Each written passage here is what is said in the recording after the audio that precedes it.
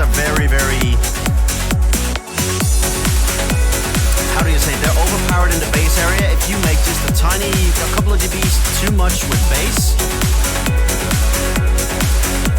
these overreact.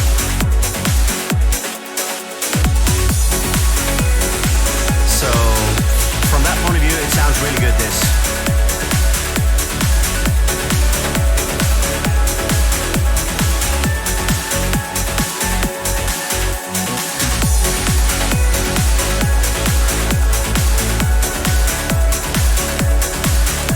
You guys normally know that I use Arts Acoustics on reverb.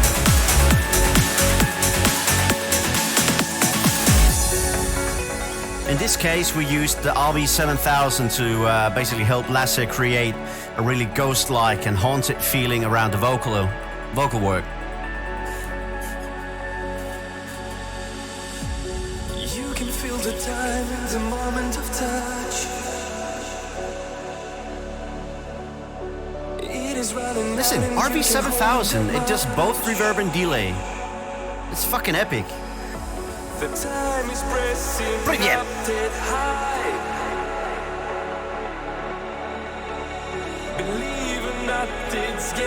Thomas Niki, give me name of the stem. I will find the stem.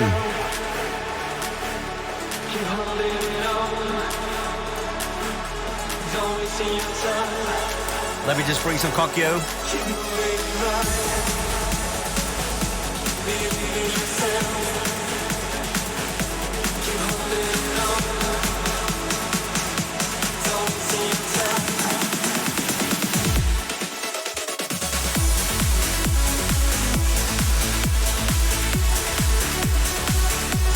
Shake weight. Shake Kokyo. Why have one when you can have two? Hell, why have two when you can have four? Oh, Kokyo. I love Kokyo.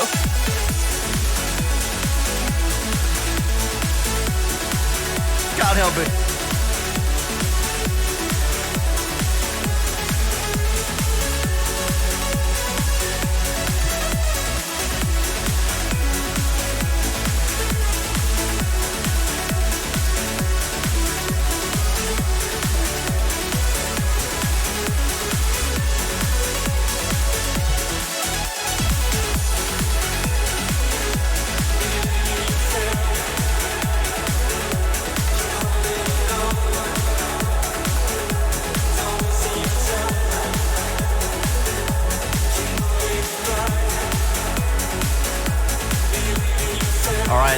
Thank you for that, Max.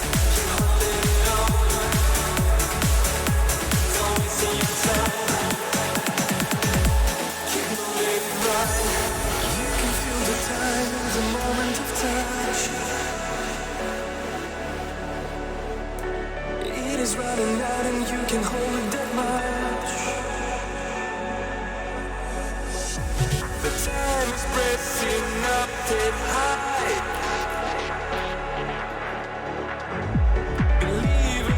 It's getting really, really tight. Time for me to find headphones, the real ones.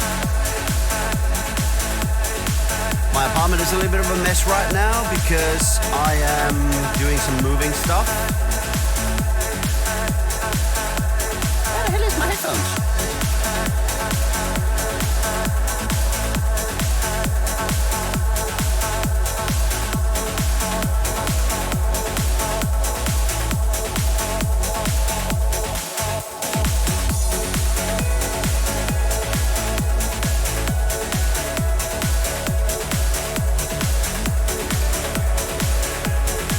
Guys, I'm back. I just need to find a wire before I can do anything. So let's just listen to this track a little bit more. Let me just find a wire.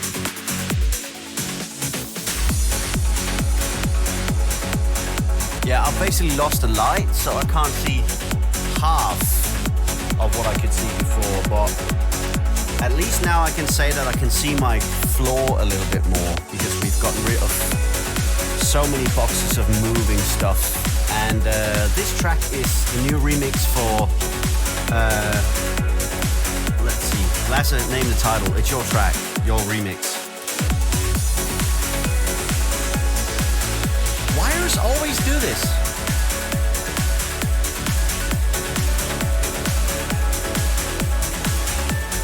And breathe. Up and forward, believe in yourself. Let's make that remix. Kindly mix mastered by me. With a little bit of help on the reverb and delay.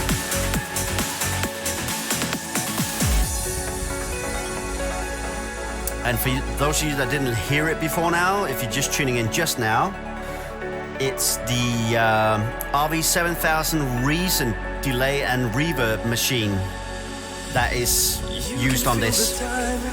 So clean. It is running out and you can hold it that much. There's a guy that followed me that the user is called "Did you touch my drum set?" Really, bro? Funny name that. Believing that it's getting really tight. Exolite becoming very big because he's number 30 something on trans podium list. So he gets promo before time from Sneaky Ration. Kidding, bro. Congrats to you and Suncatcher. You guys have been doing so amazing this year, even though that we couldn't really go to play too many places. Great releases of music, guys. Give some smileys for Suncatcher and Exolite and Lasse for this amazing track. Some come smileys as well.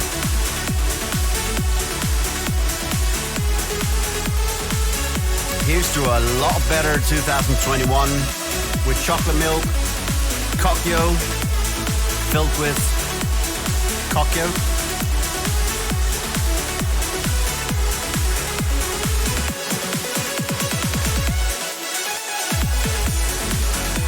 Proximal, are you talking about that you want to have a Zoom meeting with me about production work? Shana?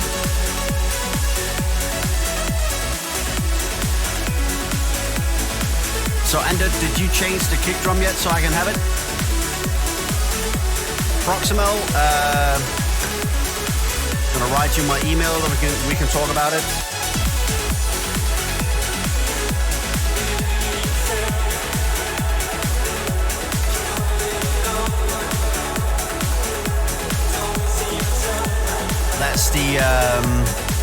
That's the email for you, Proximal.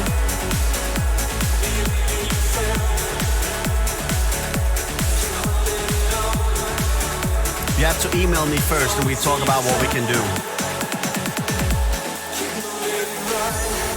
Consultations with music is not for free. It is running out and you can hold it that much. The time is pressing up and high. I gave you the email link. It's right above. Don't write the email here. You can fix it. It's danielkproduction@gmail.com. Fix it in your email. Not here.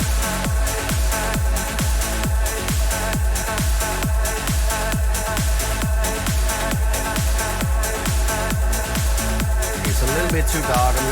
I'm gonna turn it up a little bit because the softbox is broken. Yeah, I'm actually using my laptop as a softbox. A white background from Paintbrush. No, I haven't got Zoom yet.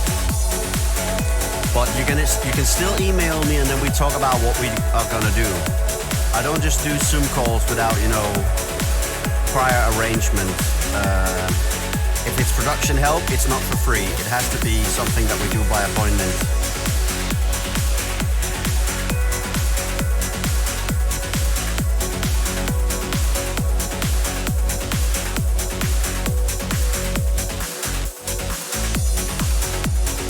Brilliant remix, this from Lasse Macbeth. All the way from sunny Aalborg Øst. Eller man rigtig sang helt fra sunny Aalborg Øst. And did you change the kick drum, by the way? Like we talked about. Or should I do it? You gave me control to do it, didn't you? Because I can do that. Well, I have loads of packs we can take a look at. Then we can sort of make sure that all of that becomes really, really tight in the mix. The rest of it sounds really good, to be fair. Okay, let's go on the F drive and let's go to mastering stems. And whoa. Then we say keep rising. I'm just going to quickly unpack the stems. Ice Music, thank you for the follow. Hope you enjoy it. This channel is both music production, gaming, mix mastering, fun and games, music talk. So yeah, hope you enjoy it. Right now today it's going to be mixing and mastering specifically on a few different tracks that aren't mine.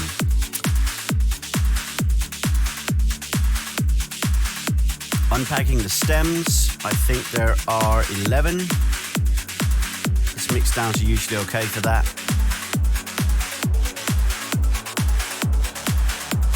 Ah, hello. How you doing, bro?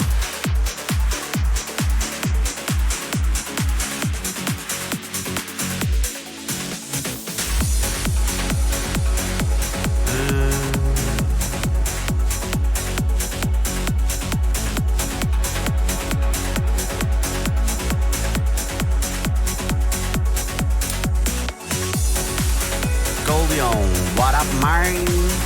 How you doing? Oh, I couldn't say your name before. I read it wrong. The Rising Exile. I was like, Theory Single. I couldn't say it. Glad you're tuning in for the first time. Thank you so much. Have a sip of chocolate milk. Spectral Atmosphere. Hello. How you doing? I'm just about to take a peek at the stems that I have received for a track that I'm doing for... What's his name again? Alan Behrens. Don't worry, bro, I didn't forget you. Don't worry. So time to load the stems. You guys will see that happening.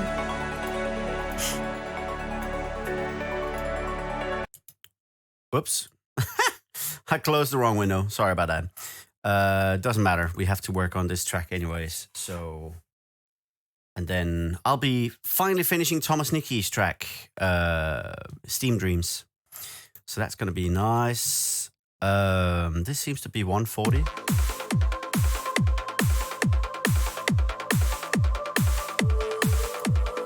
Yeah, it is. Cool.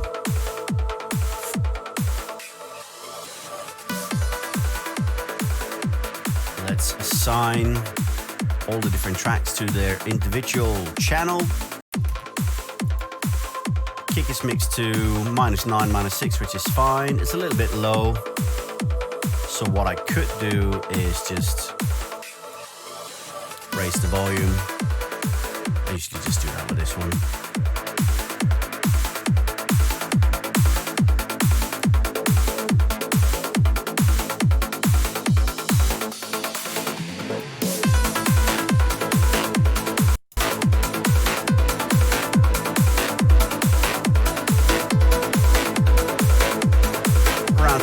Give it a little boost there.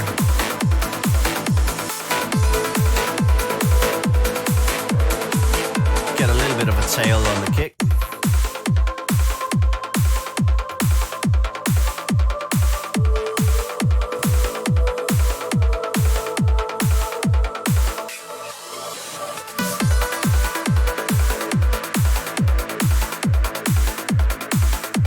A little bit too much cardboard box around here. You can actually see the peak.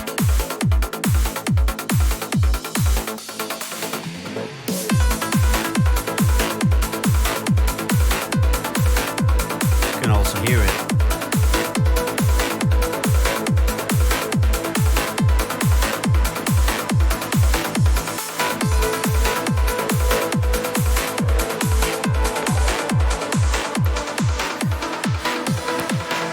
All right, so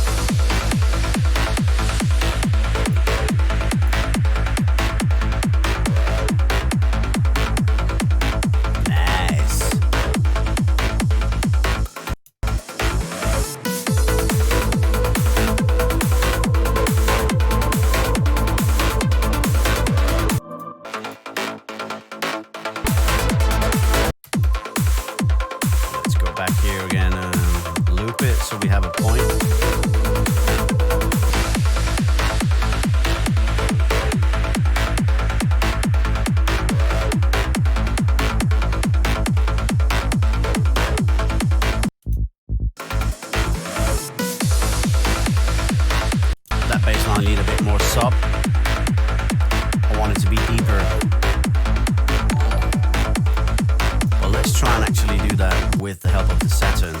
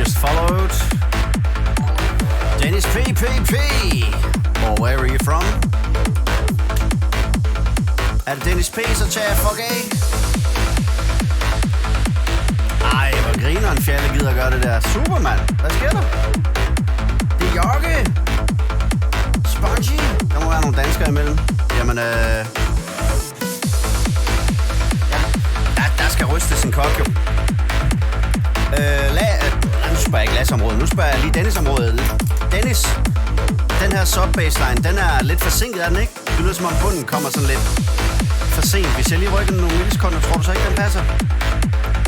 Jo, lige præcis. Let's do it. Fedt, mand. Så næsten hak. Så kan danskerne næsten være med. Også næsten. Sådan en 3-4 Saturns mere, så kommer det til at lyde som total sejlaser. Nå, lad os lige få rykket den baseline. Hvordan er det så? Er det...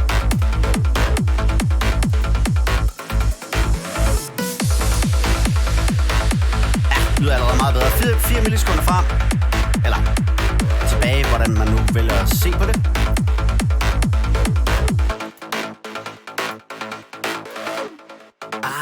Den der acid, den skulle have været separeret, Allan. Så kunne jeg have lavet lidt sådan metallisk reverb, helt to rate and tap, men jeg prøver lige, om det kan lade sig gøre ovenpå, uden at det fucker det hele op. Så... jo, jeg glemmer min softbox. Mit softbox er i stykker, gutter, så jeg skal have nye standardlamper og så videre til de her Lifex-pærer, jeg har købt med farver og alt det der. Så min bærbare, den er i paintbrush. Eller paint, det hedder ikke paintbrush mere, det er det gjort siden Windows 3.11, tror jeg. Og så er det bare med hvid baggrund, så jeg har noget jeg kan flash, som er hvidt. For ellers så er der bare fucking darkness. Så that's how I roll today. Lad os lige prøve at se, om vi kan lave noget metal.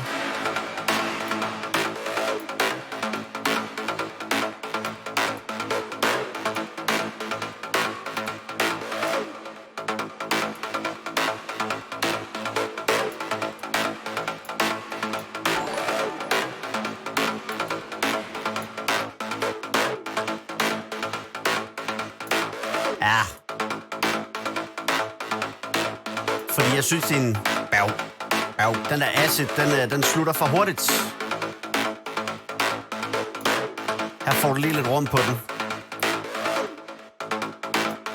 Måske er den også en anelse for meget stereo, så vi kan lige tage fat i...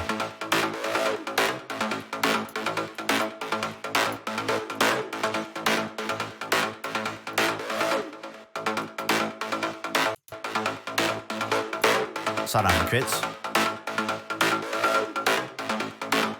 Baderumsfrekvens, den tager vi lige væk.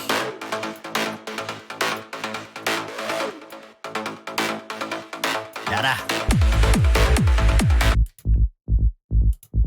Kan man lige hive noget frem på den? En lille smule.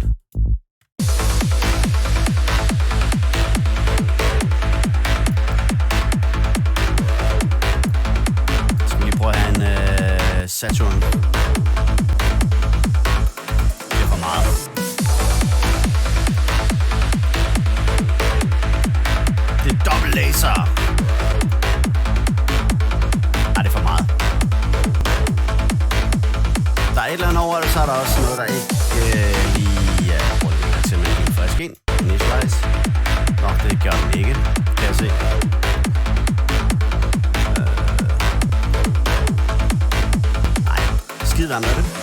Jeg tjekker lige loud.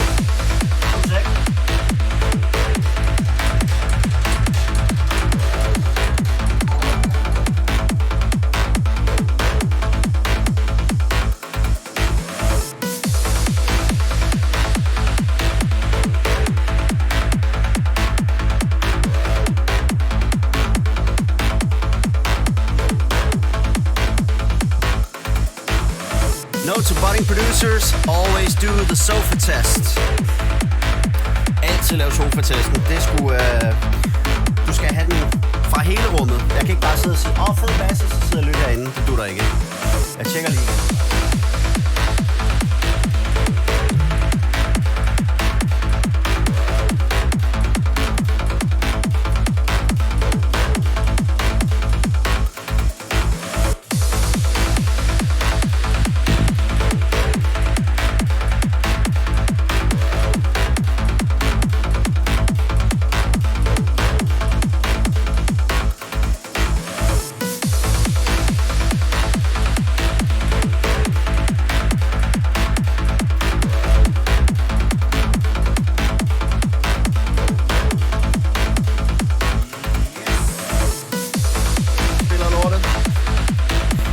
Chatten lige om 2 sekunder.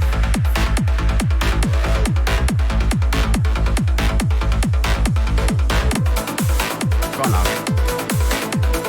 Så laver vi lige en saver, så vi ikke taber noget selvfølgelig. Det vil være en dårlig idé.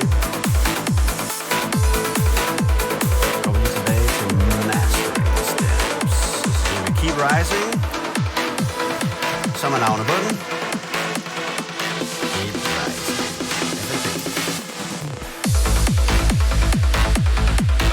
Tight.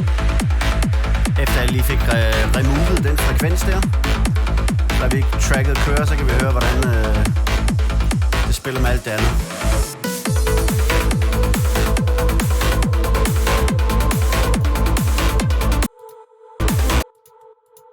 De skal måske have lidt diskant, de kære vokaler. Se når de kommer tilbage her. De kommer vel.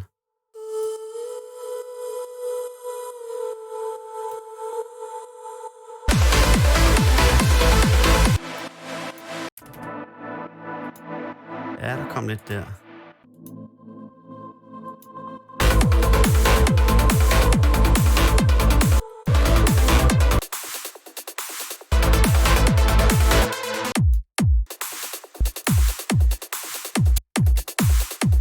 Tjekker vi lige hen under droppet. Det må godt være lidt sidechain på den.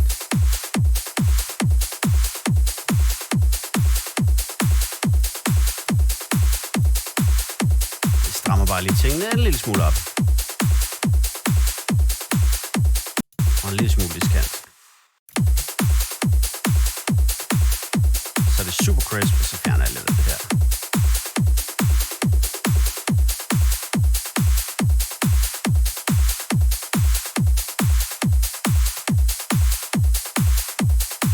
Kind of unnecessary, yeah.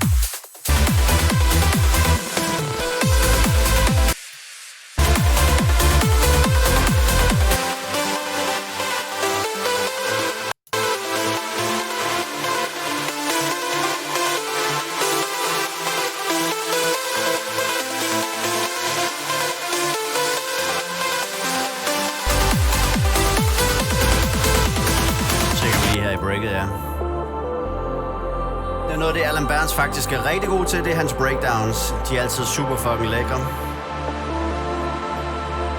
Så stor ros til ham.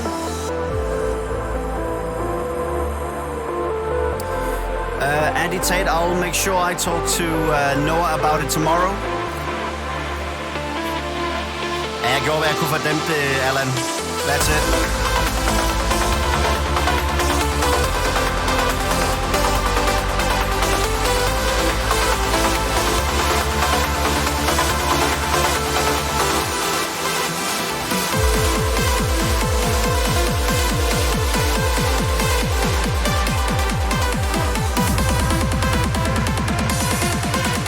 Dennis, du skulle også lave 1 eller 2 tracks færdige til mig, jo.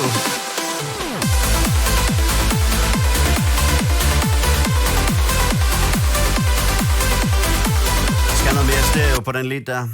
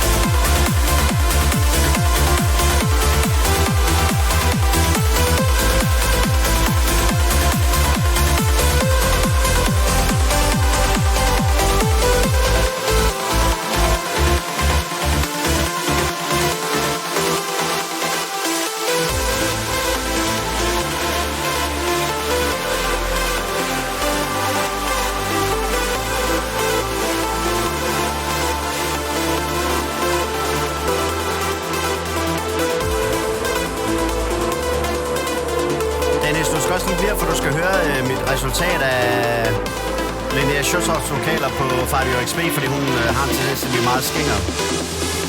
Vi lavede en rimelig god en. Oj! Fandme høj. Du kommer til at eksportere den 2 gange, dude. Asha, den ligger på toppianoet. Derfor var den der 2 gange. Det er godt, at man lige kan se det her i FL. Okay, du har glemt den flere gange. How many times you forgot, bro?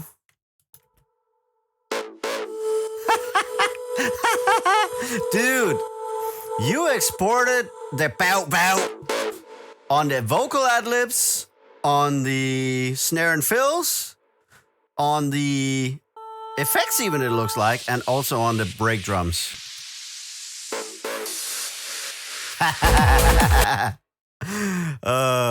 That's too funny, bro. It's a little bit funny. It's a little bit funny. This damn mistake. That's how we have it. I'm just gonna replace that.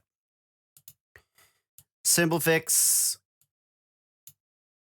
And then we do this. Bow, bow. Wait a minute. Yeah.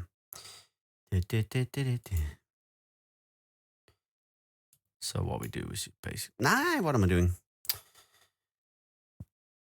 I need to do this the correct way. I have to do it correctly.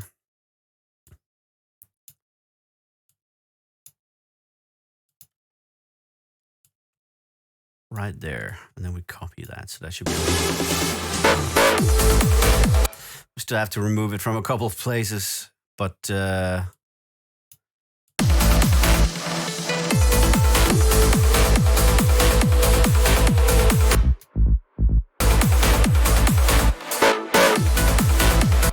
what we can do is just cut it from the ad-libs as well, because they don't seem to need to be there. So what we do is we make sure it's gone from around there. Yeah, he exported that bow wow quite a lot of times.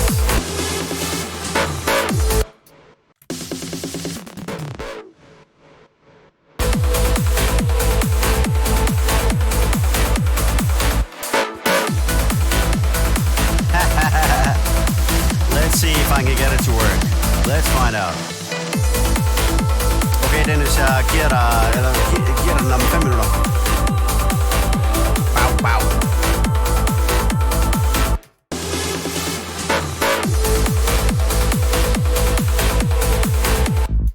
Wait a minute.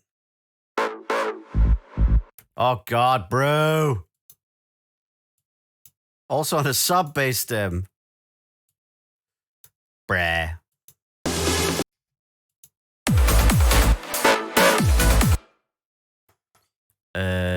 I have an idea.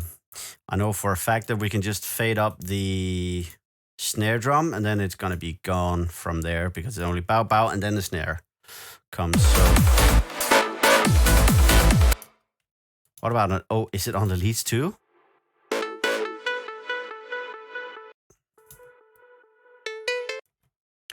So I'm just gonna have to take that one from there. That's all I can do. So it's gonna be a edit work. Bro, I need to get paid extra. I'm underpaid. Yeah, that's fine. You don't actually, that doesn't hurt. But it still hurts that it's on the sub bass here. I have an idea. People have just been listening to bass for a long while anyways, so we're just gonna do this.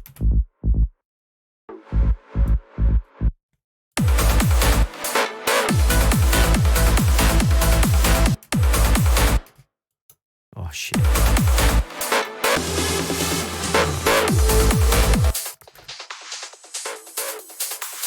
Oh God. But you know what? I never keep the loop there for the last half bar anyways, before the drums come in. So it's a good way to... So now you did it on the kicks too, bro. Brah. Brah. You owe me. You owe me a ribeye steak, bro. Nearly there. Even on the patch, you bastard. Oh, God. This means I need to make a reverb on the patch.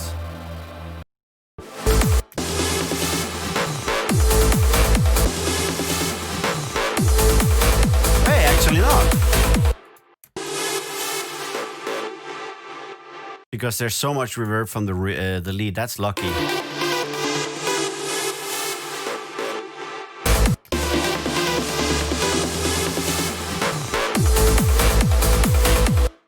And then I just need to remove it. It's on the leads as well, is it?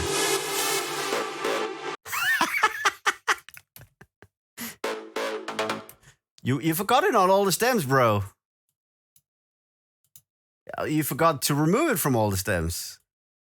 Can you guys make hand clap meme or something, or any kind of like, go on, bro, go on, son.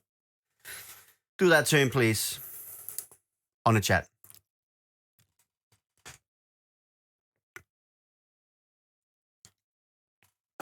Oh, God.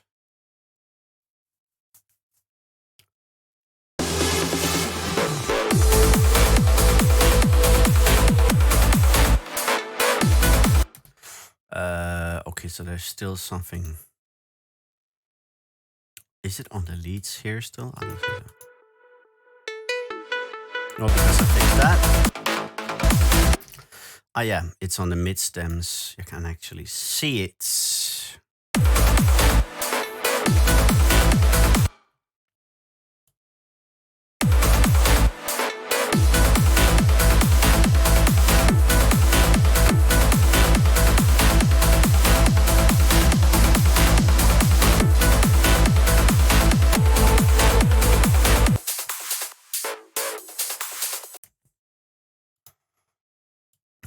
Just shoot me. Like, really?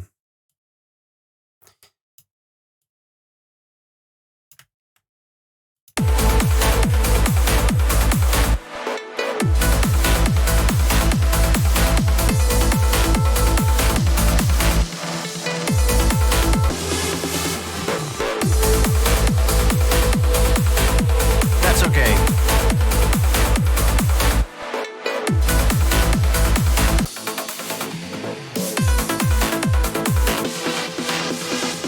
Double checking here.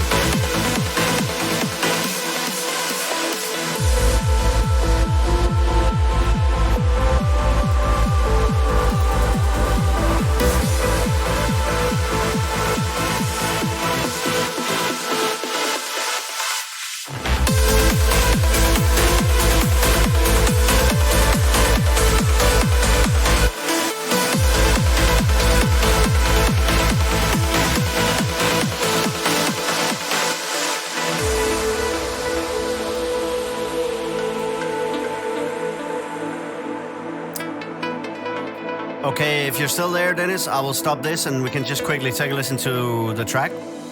If you're here still. Okay, good. So let's check out Run the Sky. What's it called? .wav. Did I call it Fabio? Fabio. Yeah, I think this is the one from... No, it can't be because this is a week old. Okay, .wav. Let's take a look. What do I have from lately? Ah.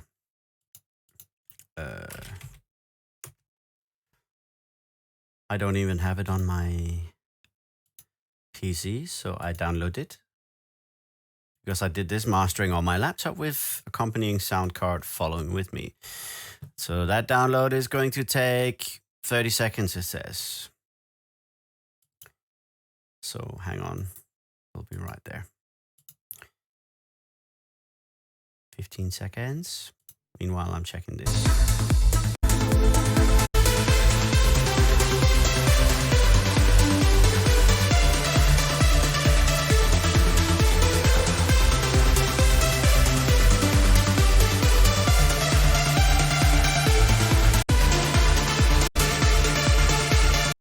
Way too wet and way too much Armada. It's not really AA sound, I think. Okay, so let's check out this one. Run the Sky. Needed quite a lot of tuning, in my opinion. It sounded like a very demo-y kind of a vocal, but ended up sounding really nice. Got a single stem to work with, so yeah, it's not as good as other work that I do.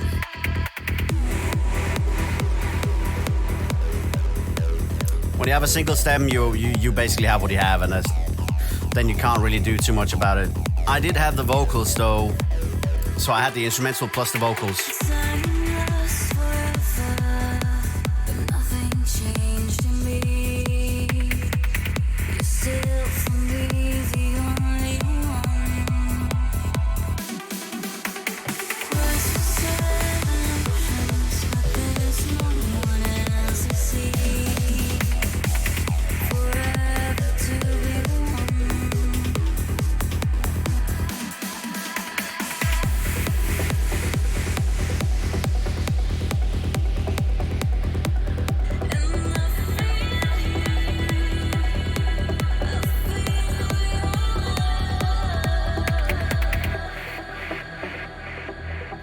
I'll go a little bit forward.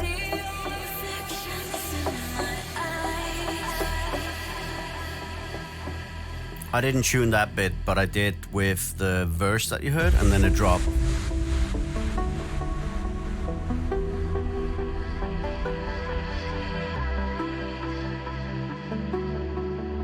So yeah, she comes in here again, I think.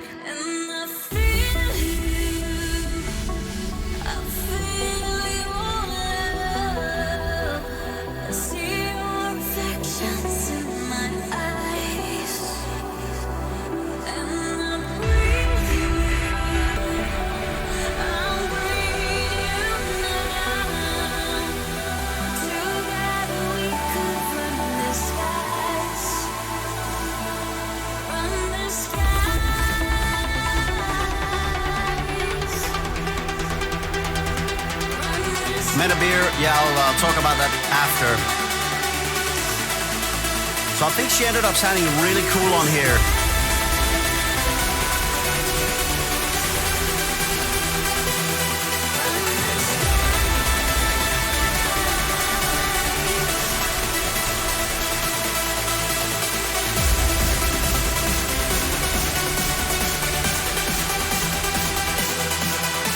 A little bit of a silence in it.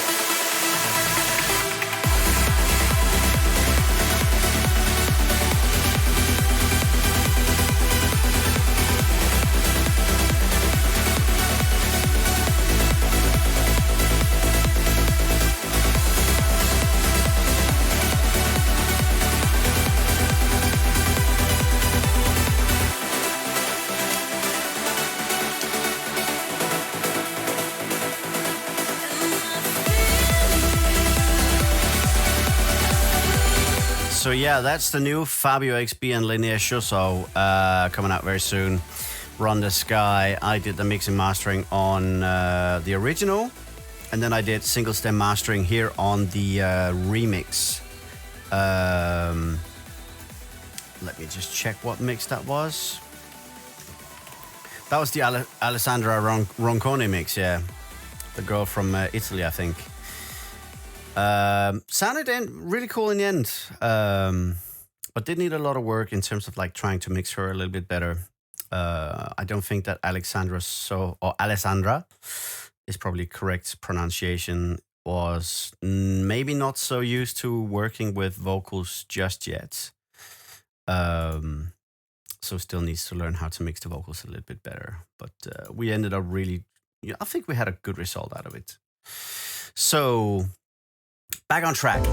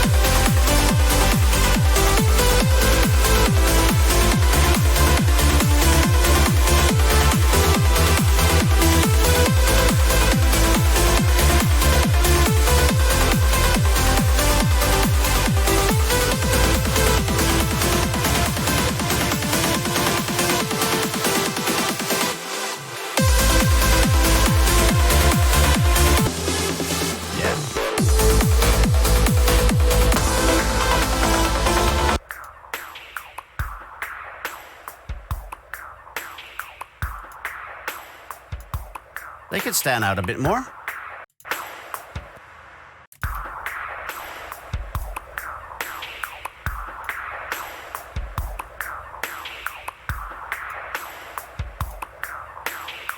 Smack a bit more.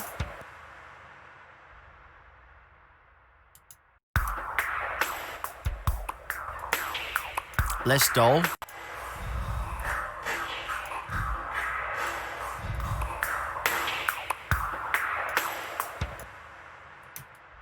Let's try and do a reverb that's short.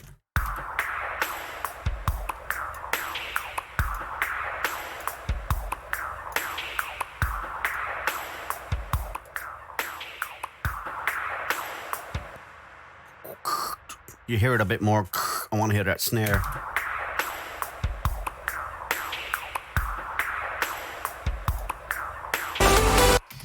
Let's try something.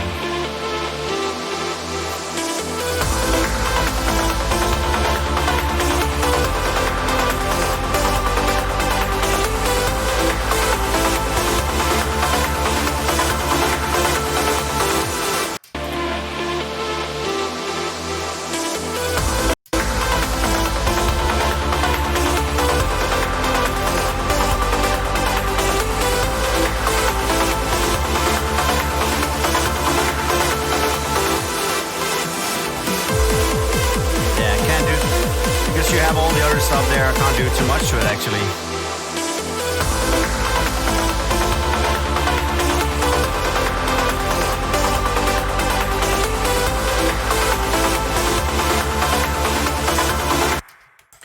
I also feel that it's a little bit early with the part of the loop, so let's take a look. It is early there.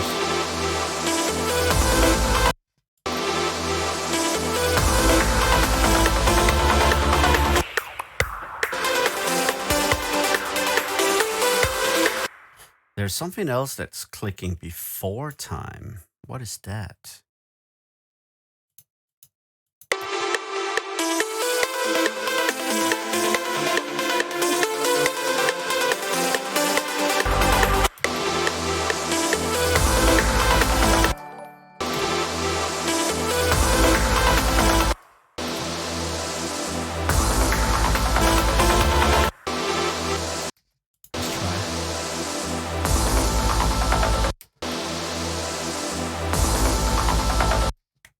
The little click from the sub bass? Could be the click from the sub bass. So, how to fix? Do this. We basically say, is it bleed? No, that's only the other way. So it's Trash. Is it smooth? Yeah, let's try smooth. That's like an X fade. Much better. Yay.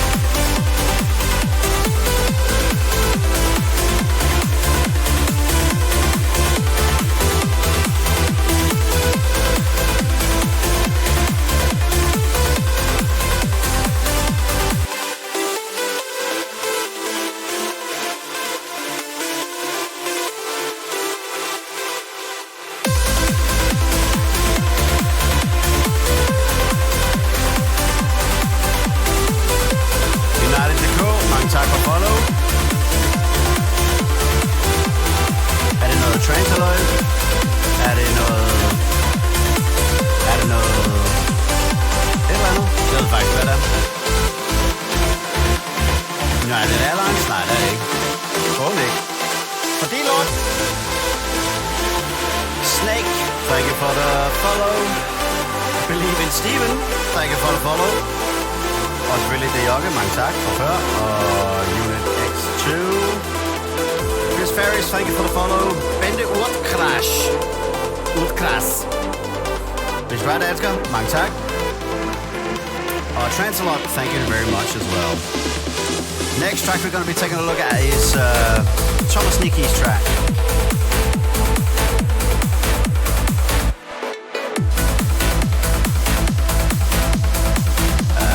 What was that? The drum though here is a little bit meh.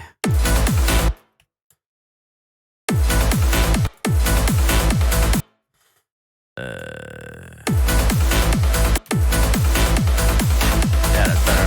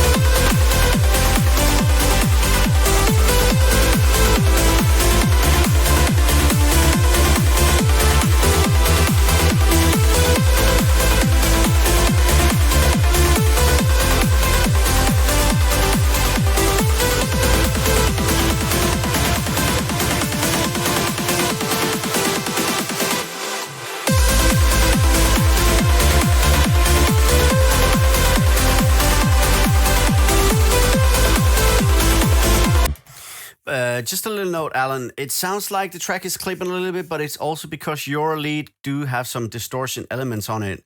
It's audible with the small top lead that you have on top, the one that you also used on one of your first singles. Do do do do do do. That little plug thing. That one has some distortion thing on it. Because if you listen to the rest of it, it's quite fine.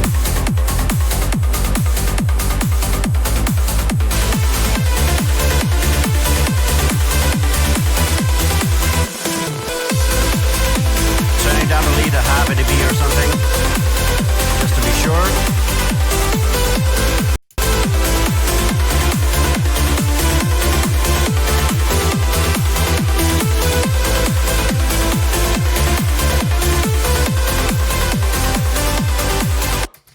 think I'm going to try and export this and see how it sounds. And then we're going to jump into Thomas Nicky's new track. Let's see, Test Master. I'm going to ship that off to you as well, Alan, so you can take a listen before you go to bed. It's just you have enough time before your bedtime anyways.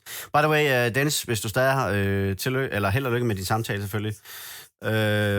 Keder du dig på det arbejde, du har nu? Eller er der mulighed for bedre karriere, løn og så videre? Hop efter det, du. Do it. Do it, do it, do it, do it.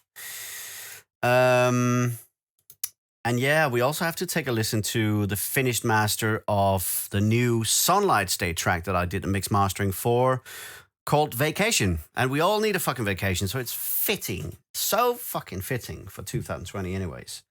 That track I will show you guys as soon as this export is done. And it is now. So I will just quickly download one sample that I need for the... I think I already have it. We'll find it. Yeah, I already had it. It's just because you... Thomas, put name in sample. Already had it. It's right here. Let's see. Yes. Okay, so copy, and we put this into Steam Dreams. When I need stem fixes, it is always good to send artist name and sample, because it's several people sending fixed stems sometimes. So note to self, I will just call this one Nikki. Then I know. Always give it name. Then I know. And I can find it when I search Thomas Nicky. In this case, I couldn't. This is why I thought I didn't have it. Always put a remnant of the artist name in there. Okay, so let's close down this stem file and we take a look at the WAV of this new track from Alan Behrens. I just need to make sure it's not super clippy. It looks actually very nice in volume. Intro and outro, not too loud. I think the bass line could possibly go down in volume a bit when I'm looking at it here.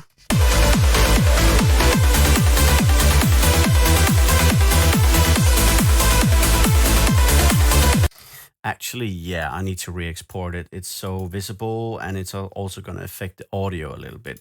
So we're just doing a quick re-export of Keep Rising with the bass line, the sub-bass line, tiny bit lower. That would be a good idea. Let's see.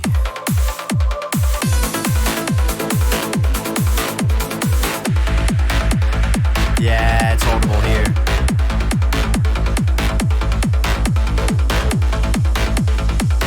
That's even 1.3 dB down, and it's going to leave so much more room for the track to breathe.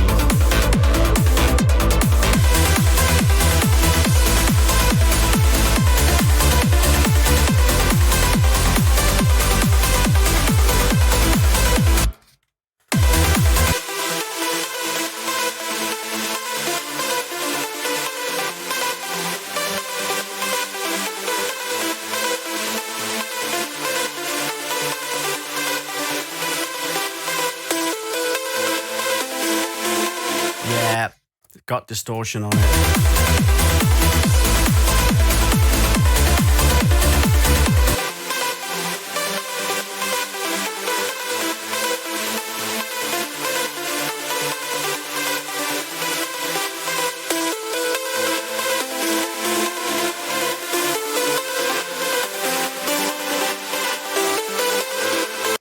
Yeah, these were boosted too much, and then about 14K needed about a dB. Much more balanced now, I can even hear it. So gonna export that right now, and I bet you he is gonna say, oh my god, it works. So quick export. I didn't use too many plugins on this, so this means that the export time is even quicker. It obviously affects it. The more you put on it, the more it takes in time. So, but pretty damn quick to export it. Also, this PC was mended. I had my good friend Dennis, who was on the stream there, obviously. The Center Music had him look at the PC after having it initially done a year ago by a guy who broke a couple of CPU pins before he actually put the CPU in. And that affected one of the RAM slots, or maybe even two of them. So this meant that I was running with a quarter of what I really was supposed to be working with. I think I only had like 8 gigabytes RAM, like effectively working, even though it showed two 8 gigabyte slots available or usable. So yeah. Anyways, short story long, or the other way around. PC was mended. We put in 32 gigabytes of RAM, and now this PC is purring like a kitten, has a nice graphic card in the mid-tier 1660 Super. I can even play Red Dead Redemption on high, medium, high, and some of them ultra settings with fairly decent frame rate for me anyways. Like 70 frames per second is fine for that kind of game, for me anyways. So yeah, PC mended, super happy, works a treat. Now let's take a listen and look. Both things have to be checked. Visibly already I see the difference here. And here, the baseline before was actually up here completely in the red. And especially here with the percussion on, it was harder than this before.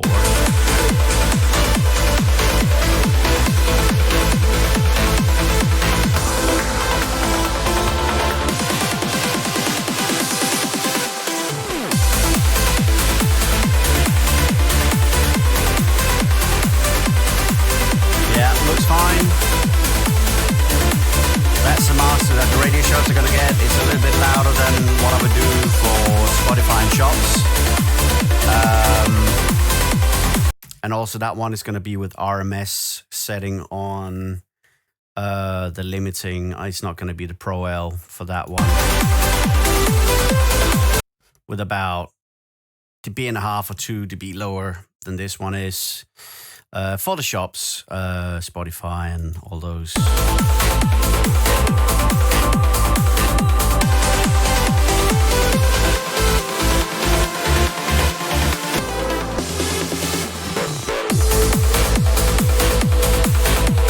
That's it. I'm quite sure Alan is gonna like this, and even if he has something that he wants to fix, we can do it. And obviously we have to live with that little thing with you forgetting the bow wow asset. Otherwise, you'll have to redo the stems one more time, all of them, and you don't want that. Already now you're screaming at your screen saying, "No, no more stems, no more stems." Let me just quickly jump in after this. I also think I had to do a little mending on Indigo Sky still. So I will also do that, but I'm doing Thomas Nicky's first because that one is so near done. We only need to put in that one WAV sample. So we do that first. Anyways, we have to go to the folder Keep Rising.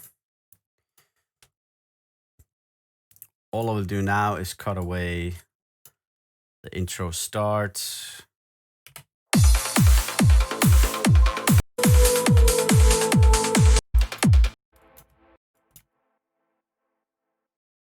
Six minutes 19, fade out, and send to Alan. And we say probably going to be 6:21 in the end, but this is just for him to check out. So when an artist have to check out a master, if I'm not 100% sure with it, I will always send it as 32-bit so that the artist gets the full quality and can hear anything that should not be there. And then once we're happy with it, we convert it to 16-bit, and I do the radio mix for it as well, if they haven't done it. Easy for me to just cut it in FL Studio sometimes. And then I will do a Spotify master that differs from this particular one that you're hearing right here. So that is the process that I do when I do all of this mix mastering for people. Okay, so sending this to Adam Barons. He's gonna get this in just a few seconds. I just need to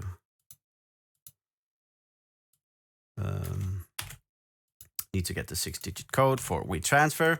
And good news, Edelweiss has come out of the hiding. He's not been making music for a while, I think it is.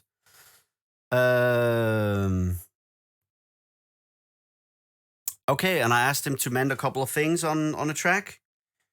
I thought the kick was a little bit old school. I needed him to refresh the lead a little bit, make a little bit more of a super soft feel to it, accompanying some of the cute lead work that he had there because it was very light, but the melody's banging. He never makes a bad melody, Edelweiss. He always makes fucking cracking Kandi style melodies. I hate to compare it to myself, but one of his first melodies was totally up my alley. Just nice to see that Edelweiss is coming back because I haven't heard from him in ages. Super happy to see him back. So thank you, Edelweiss, for that demo. He just said that he's going to do some changes and then he is going to take, a rework check on the whole thing. And that's going to give us possibly a new Edelweiss track for the label. If not for the label, it's going to be for somewhere else, but I'm quite sure we want to have it on the label. I have no doubts. Anyways, loading Thomas Nicky. We're going to replace that one lead sample, and then we're jumping into Indigo Skies, and then one more at the very least. Lovely dinner.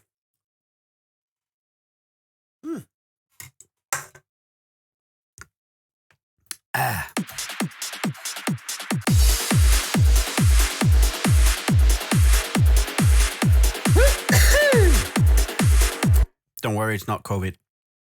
I just swallowed chocolate milk in the wrong holes, esophagus thing. And I did it there again because I always do this. Because I want to have the whole thing. Can't let a single drop of the Kokyo go to waste. I know so many will have fun with that, me saying Kokyo, because they'll just cut away the O and use the first bit of the word. Nasty people, nasty people. Okay, let's see here. New lead filter. Yes.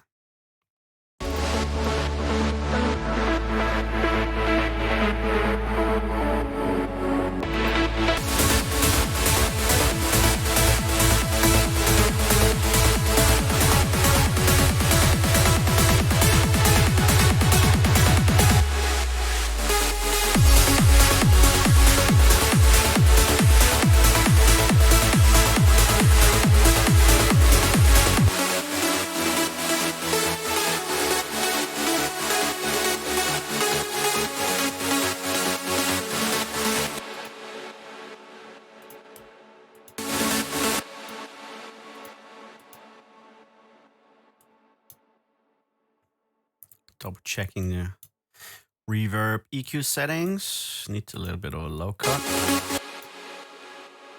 Better.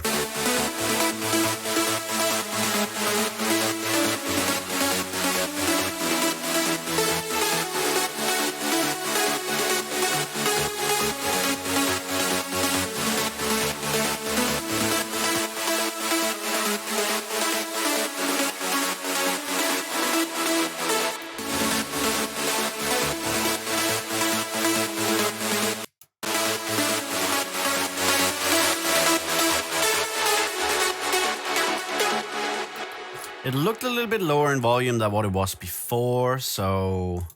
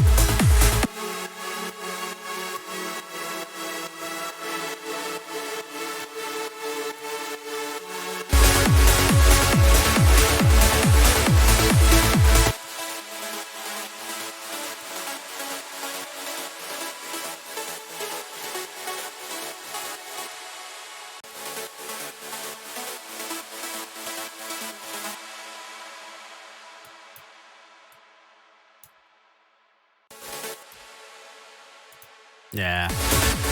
Was too bright.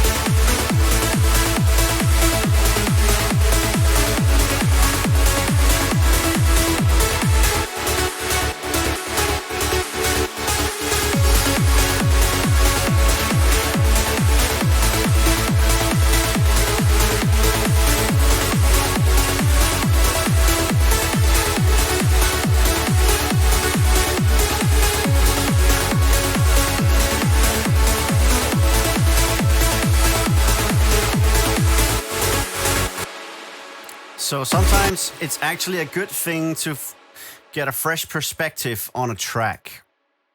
And as you can see here, I did several changes now that I wasn't completely happy with. I always felt that the lead was washing out too much. It was a bit too stereo. Sitting so much better in the mix now. So I'm gonna export that. I'm gonna send it to Thomas. And we try and see if this is the final master, August 2020. Make absolutely sure. Let's export this one. And meanwhile, we can listen to Vacation while I answer your questions, if there are any on the stream. So yeah, Sunlight State is Exolite and Suncatcher gone together in that epic little venture that they started, and a little venture is going to be a big venture, I feel, in the future. We're so happy to have them on the label. They are spoiled for choice. Loads of different labels that want to contact them and have them on there. So I'm happy that they still consider us a little bit of a home under the enhanced umbrella, and therefore also sends us tracks on regular basis. So thank you so much for that. Tremendo oído que tiene Daniel. I don't know what that means, but my Spanish sucks, and I hope it's something positive. Google Translate for me, please. But yeah, so basically, this one is going to be sent to you just in a few moments once the export is done, Thomas. So you can go and check. But let's take a look at Sunlight State Vacation. I finished this off earlier today.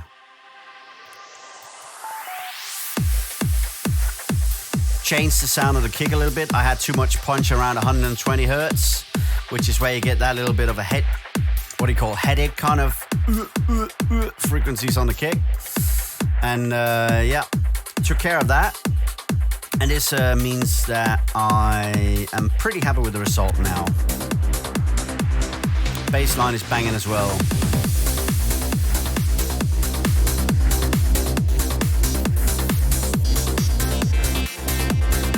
Those little acid. Fucking perfect.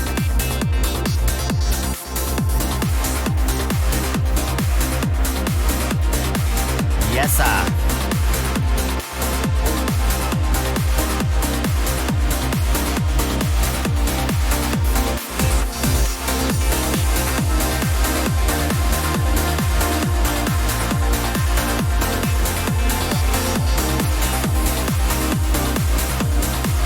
This looks nice.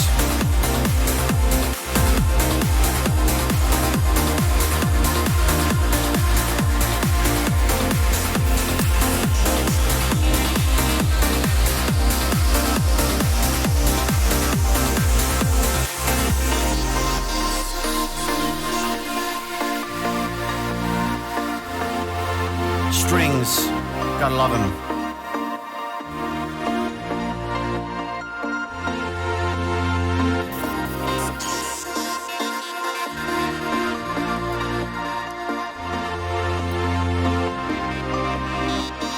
Right, so Thomas Nicky.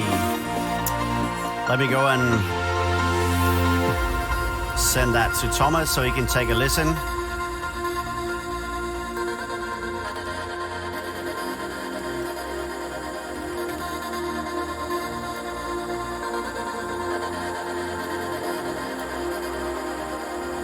A little bit of Justine Suissa in there, in the chops maybe.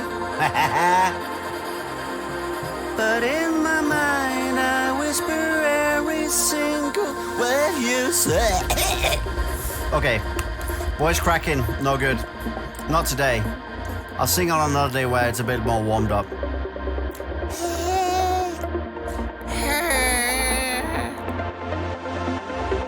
I sound like a broken bird right now. So let's see if Thomas approves this.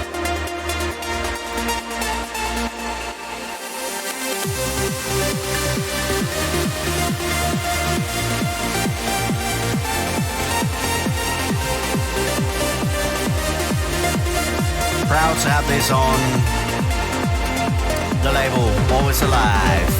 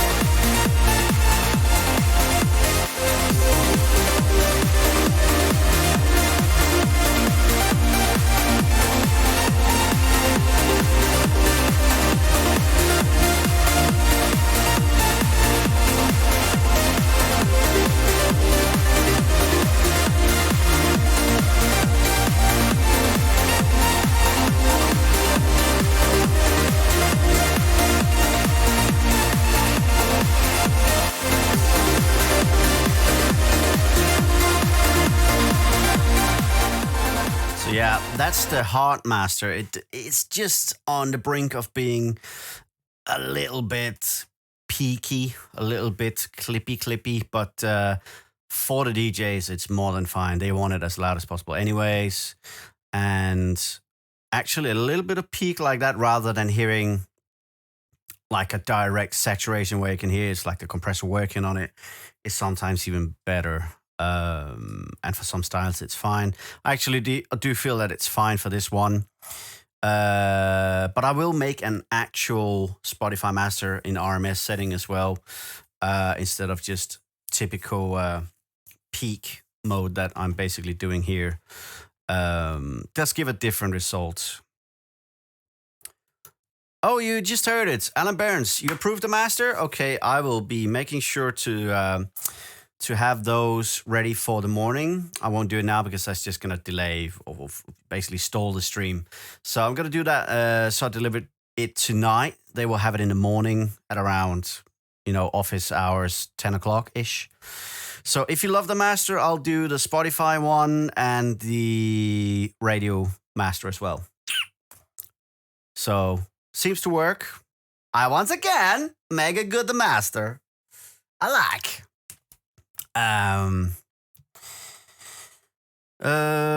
So Thomas, check the master that I just did for you. Let me know what it sounds like, if it's okay for you. I had to take a look at Indigo Skies again.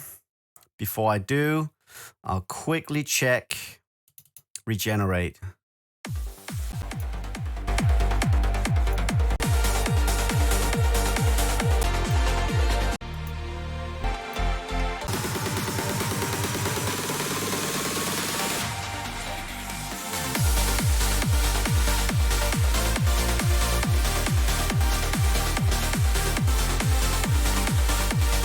All this you're hearing is coming out on Always Alive over the rest of the year.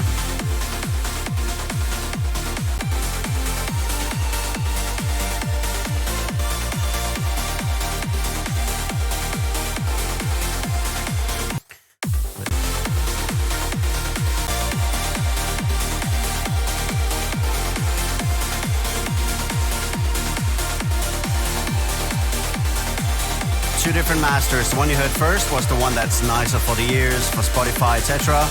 And then this one a little bit more loud and peaky for Armin, Ferry, Alan Fila. Fit for the radio shows.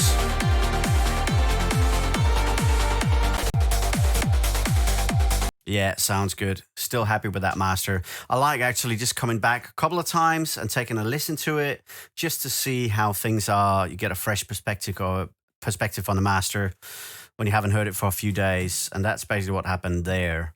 What is this?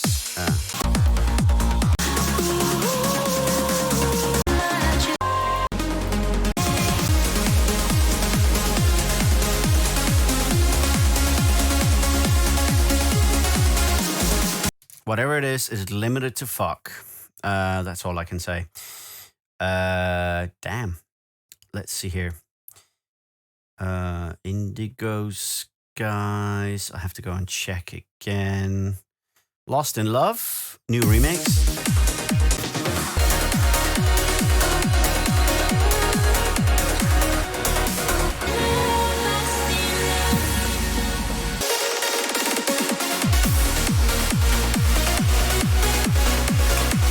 Good times.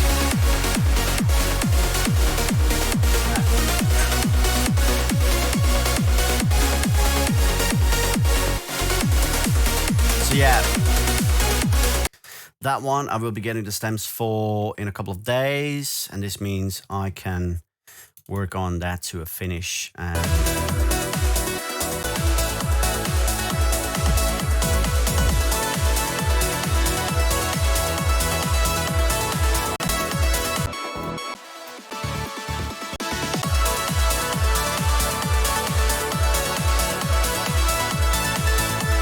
this is Andud, by the way, the guy on the chat, Shena. His track that I'm doing master on. Still want to rework a couple of things on there, and everything seems a little bit too much in our face. I think actually we should get you to, if you're still on the chat, by the way, Andud, you need to lower the release on the leads a little bit. They sound like they keep on going forever, and then there's a massive compressor on top, and it's just basically drowning the sound a little bit. So there are some things we can still change mix-wise to make it a little bit better. So, and obviously I'll be looking at the kick, improving that a little bit. But besides, it's a very Sonny Lax, old school Sonny Lax kind of vibe to it. Not too bad, really. Love the melody. So yeah, I need to go to Indigo before I forget. And Thomas Nicky, please check the master. Check the master. And let's go to Indigo and see. They had a small tweak they wanted on there. Am I too busy to phone? Yeah, yes, Ashley, of course. I'm too busy. You can go on the stream and you can check out what I'm doing. And yeah, no, I can't call right now. God damn it. Just look at my stream. Let's see.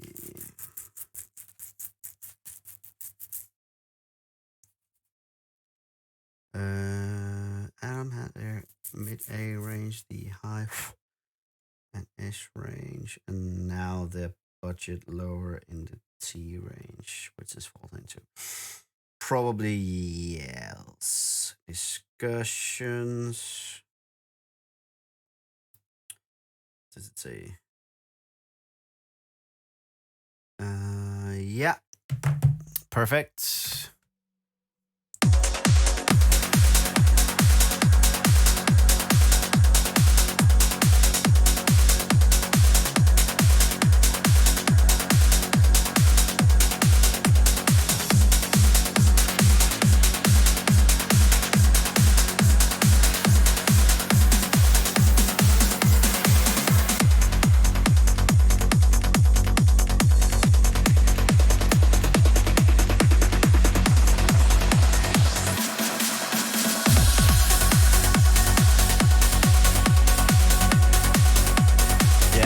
Drive is very nice on this.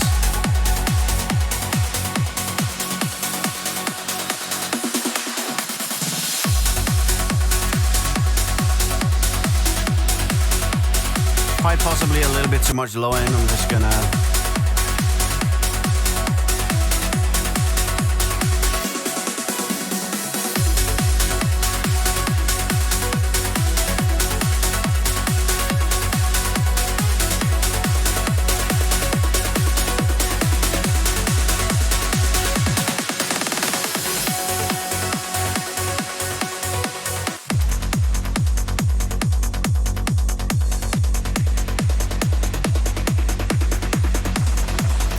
they said that their leads were sidechained a bit too much. I did add a little bit of LFO tool to it.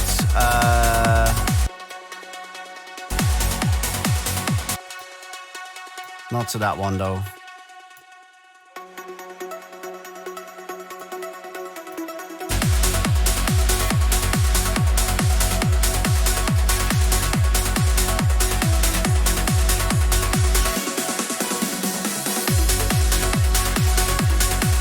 Yeah, way too much.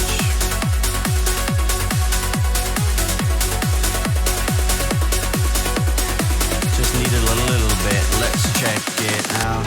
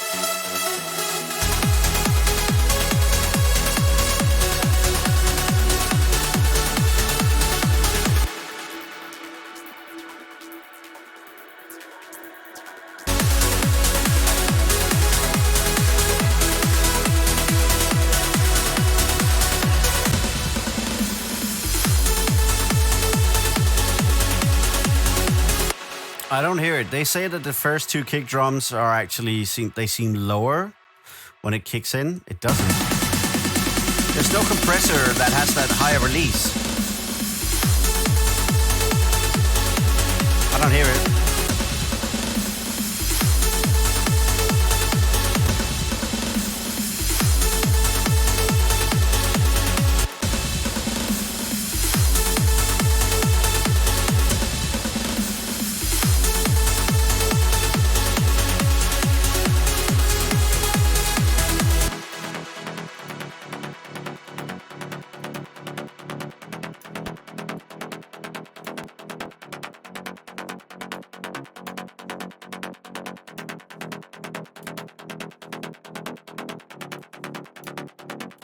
Maybe the mid bass were a little bit too loud.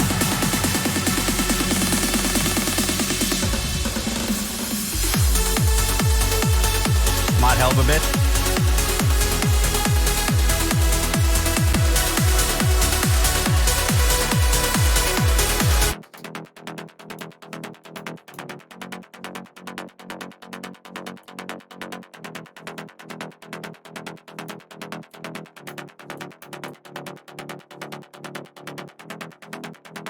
Better.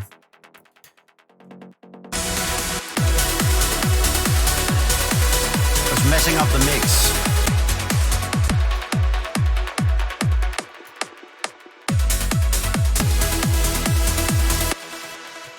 All right, let's try and do a re-export of that and see what they say about that. Call it second remaster because I've done a redo of it where they were happy with everything except for that sidechain part of the lead, which I fixed now, and then the 2 kick drums that seemed lower to them. I fixed that, I feel, by actually lowering the stereo and the volume a tiny bit on the mid bass. That could have something to do with it. So, all good. No, the track is called Indigo. So yeah. Tim Redding and First in Line. So, exporting.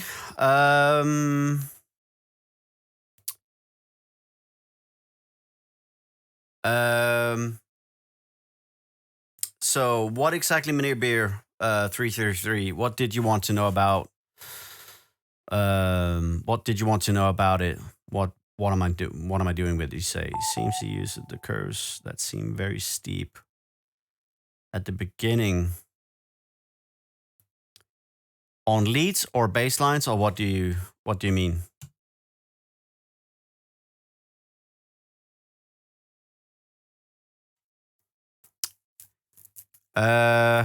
Prox official, that's bad. Write it to Noah so they can fix it tomorrow. Yeah, okay, cool, good idea. They should fix that. But it's not the first time they've done it. They are quite unprofessional half the time. Really, they don't know anything about the music. They just, basically do a job. That's it.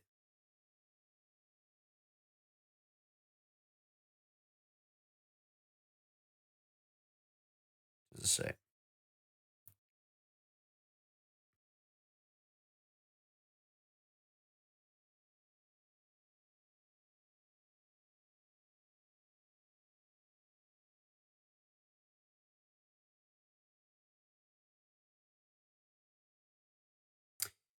Exporting. Is it done? Did it beep? Probably beeped and I didn't hear it.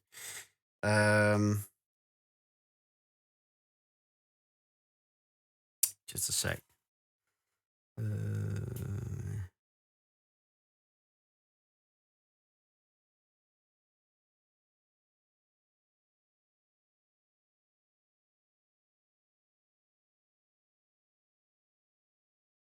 There we go. Let's see what this lad is saying.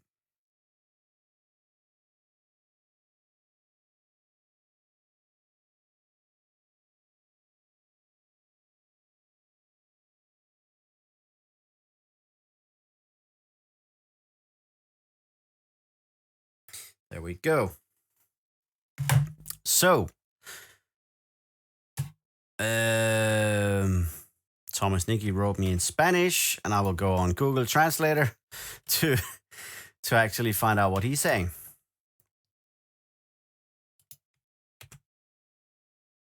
The track was pretty good. Okay, but what about the master of your track?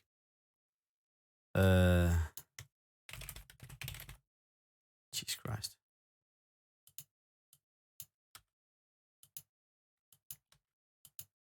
Doesn't it work that way? What if we do it this way?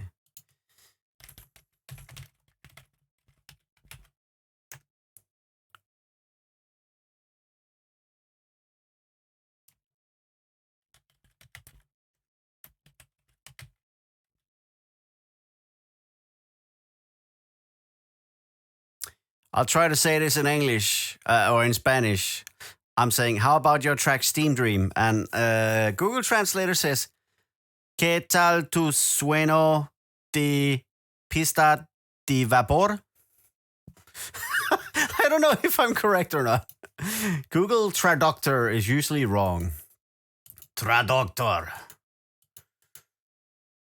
Hello, I would like one squash, basically. Oh God, how to know if it's good or not? Quanto questo el baño? I need to take pee-pee. I've been told that's the most important sentence I can say if I ever come to Spain or Mexico. El baño? Ah, perfecto. I don't know. Um,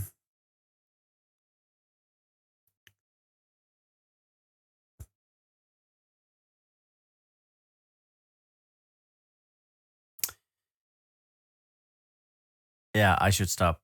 I'm really bad.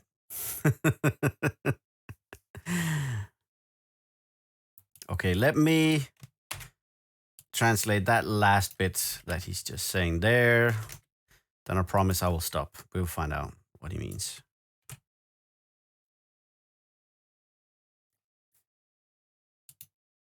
What did you say was cool?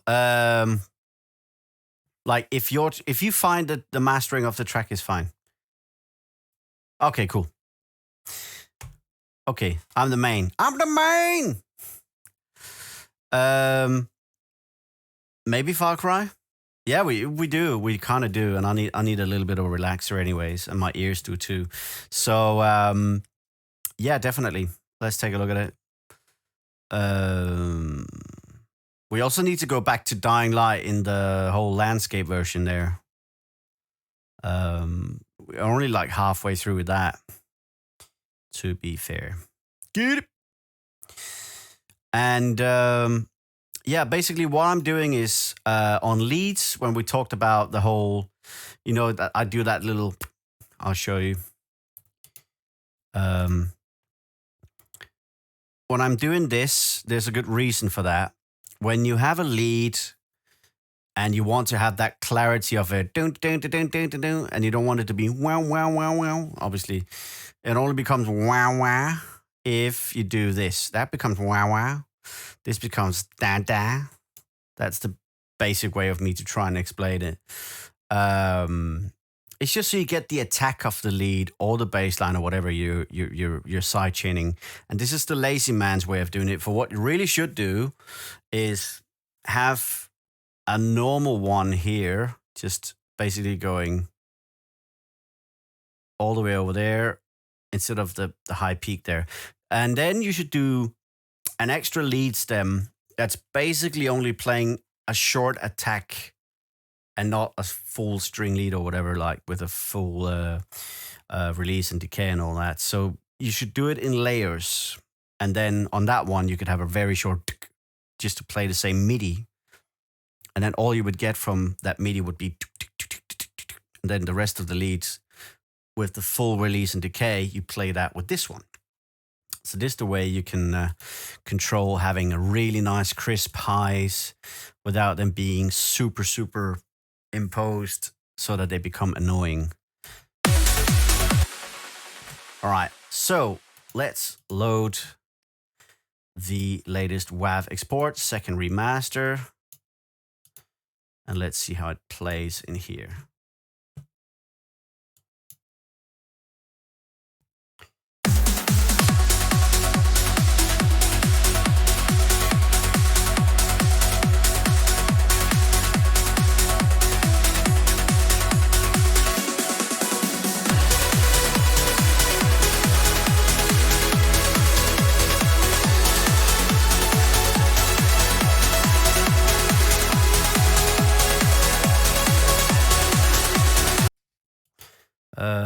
A lot of stuff is going on in that one, so I'm just going to check again. I do feel it's a little bit reverb busy. Just quickly to check and see what I maybe did wrong. I might have added a reverb lead on that one on Ascend, and then it's too long. We'll find out. And I can basically shorten it if it is. And also, I needed to... Where is he? Rob Curtis, is he there?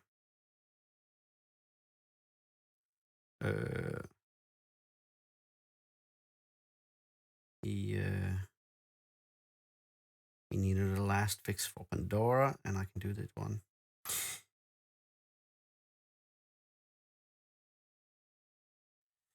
And congratulations, Thomas Nicky! This track is signed to Always Alive.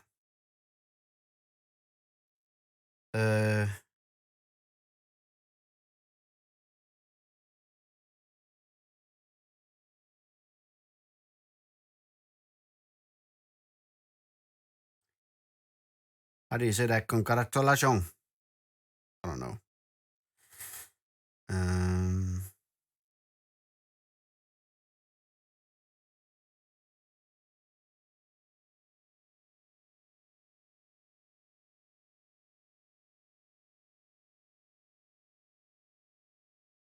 uh,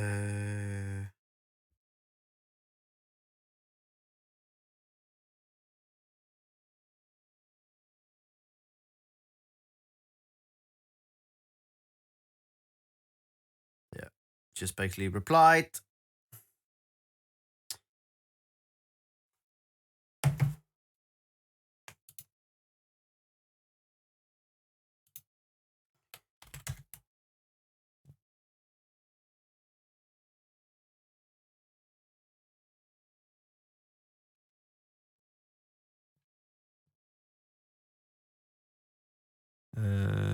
Just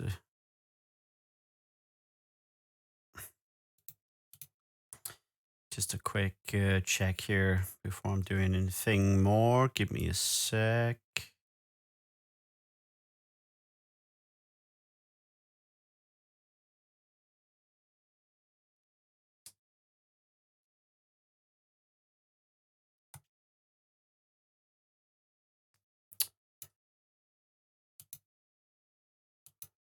And I just quickly scrolled over the video of the guy in the States being shot in the back again. No comment. Well, one comment. It's 10 o'clock at night here. I'm a little bit brown. People say I have terrorist looking beard when I don't take care of it and shave it. Let's just say I'm happy that I can walk outside in my little hick town here and not be accused of burglaring or taking drugs or anything.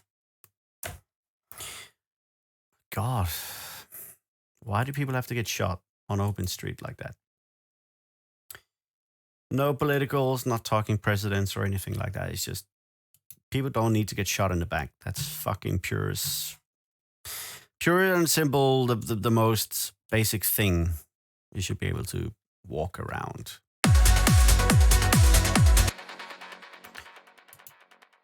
Yeah, boggles the mind.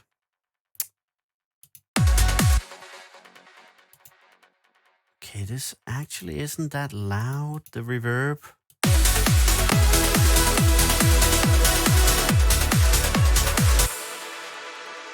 Oh. Okay. Let's turn that down.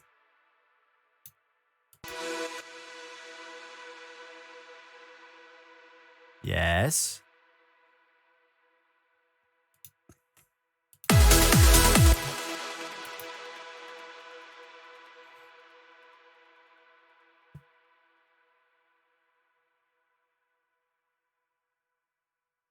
All right. Joshua, you have good places as well. I know for sure, but it seems like police brutality. It happens in Denmark. We had an incident not too long ago during COVID because people were playing loud music, and I think these cops had been making the same bust every night for so long. And he was so tired of having to tell people to turn down the music. And then there was one snarky comment from one of the people in the apartment. I think it didn't even look like he was saying anything. If you superimpose and put the volume up of the audio, you can't hear anything being said. And he just snapped the cop. And yeah, I think he got reprimanded as well. Whether or not he got fired, I don't know. But either way, he basically dragged this person out of the apartment, completely Americana style. We never have that stuff happen in Denmark, which is so weird. It usually doesn't come to that because then the cop knows that he's going to be in big fucking trouble after, because we are not as lenient with that sort of stuff for the police force. So for some reason that happened. And yeah, I hope he got reprimanded. He deserved it, no motherfucker. He wasn't listening to the cop and had been in trouble with the guns before, apparently. Still doesn't excuse him being shot in the back. No, being shot in... You have to be able to see what the guy's doing, but you never know, actually, if he could have been reaching for a gun in a glove compartment or anything. But he was in He seemed like the video. What I just saw, it seemed like he looked desperate and afraid because he kind of felt in danger. But, or I don't know. It's just like being shot in the back. Jesus.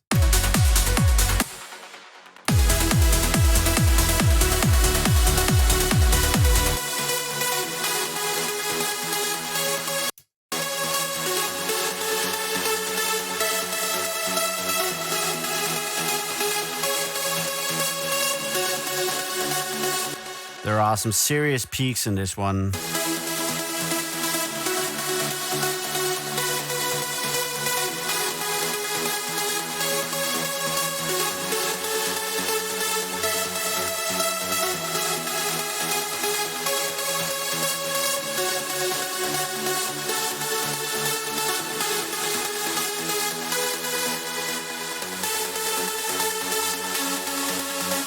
Better.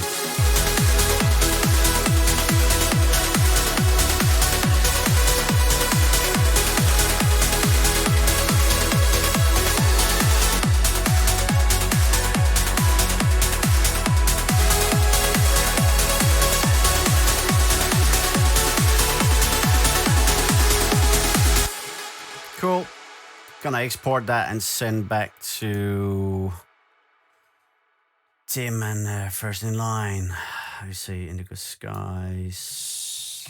Final master for Spotify. Because it's not the most limited in the world. I'll do another one that's a little bit louder with a different low end, and then again, you know, with different settings to make it good for the radio shows.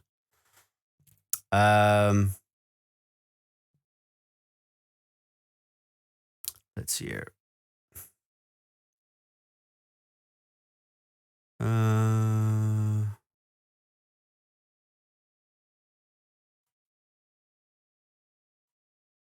Norway is a really nice place as well, but do mind you, obviously, you'll have the biggest shock in the world when you see that a pizza can cost you from anywhere like $20 to $30. But then again, there you earn $100,000 a year if you work on an oil rig, maybe even $150,000. Wages there are super good. But it also means that when you go out for, you know, eating, you easily spend $100 or $200 on a simple meal for you and your girlfriend. Easy. Alcohol is ridiculously expensive over there. So unless you're unless you're not an alcoholic. So yeah.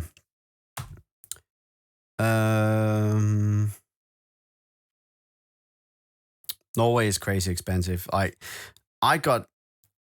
I was like, I feel stuff is expensive in Denmark sometimes. And then I go to Norway and I'm like, oh, Denmark, I love your price. I like your price so much. I honestly like, salmon in Norway?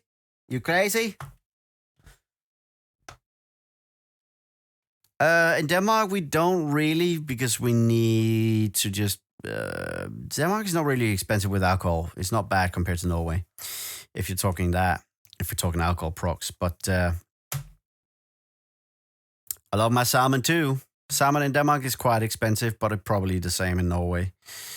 100 grams can easily run you $10, $12 as those gade laks, which is basically like the raw salmon. The bus passes are like public transport is a bit expensive here, but I reckon it's still going to be more expensive in Norway. It's about $4 for a 2-zone ticket, which is still below London prices. So it's fairly okay. Gonna lean back a little bit now. I do deserve it today, I feel. So yeah, we have it good. Like we have many things that are, you know, not complainable. So can't really be too harsh on everything. Let's see. Masters for Spotify. Looks very nice. It's not too limited.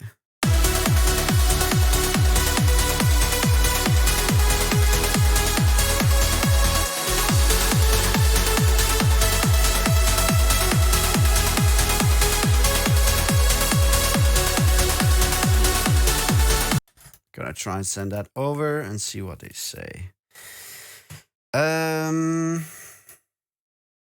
Yeah. What more did I have to do?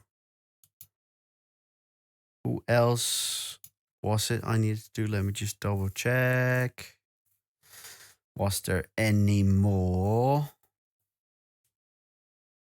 I don't think there was any more. Not for today, anyways. Oh yeah, I'm gonna be finishing mine and Boris Deckert's collab tomorrow, on the 25th, and then 27th I'll be going away, and I won't be back until the 1st of September, very late in the evening. So I don't reckon that I will be on until 2nd or 3rd. Just for info.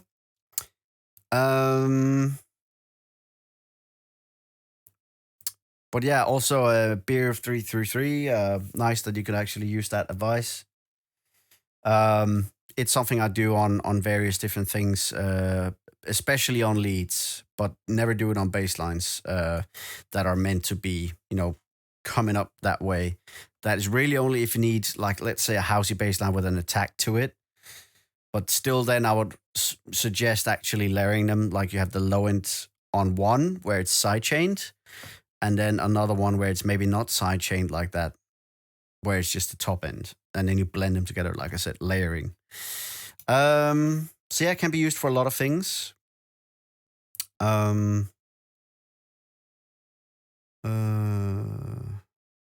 So yeah, let me go and check if we had more.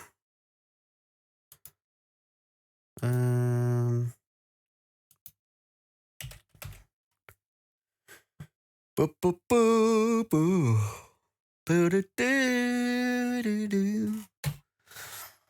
Did we have more?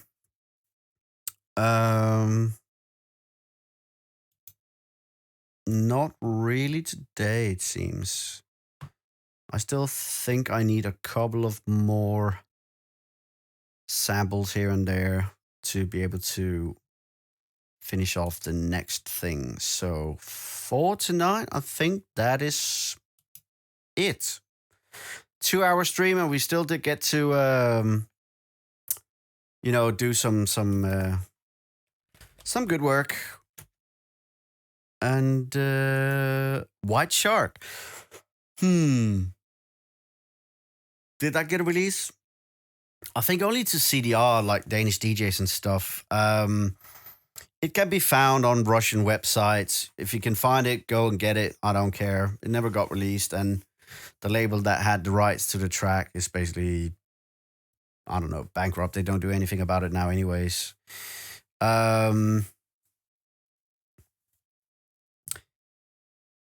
Mid basses, delay after, LFO.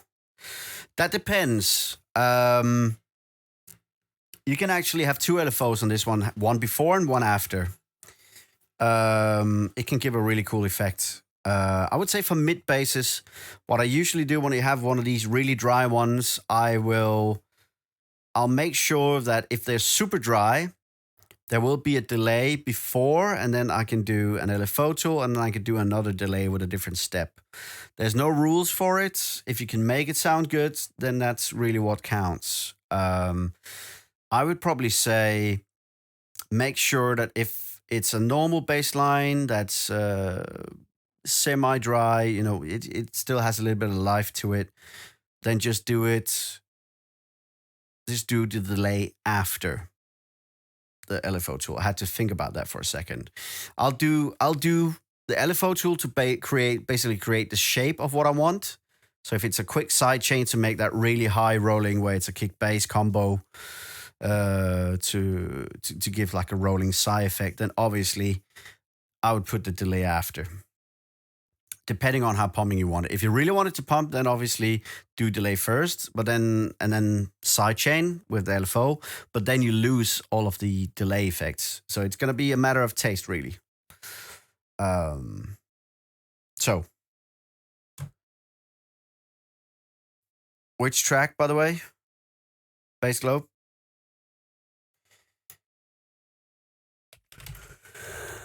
Uh, and tomorrow, base, we also try and see if we can finish your walk away. It's very super soy, lots of travel. Can't listen to it now.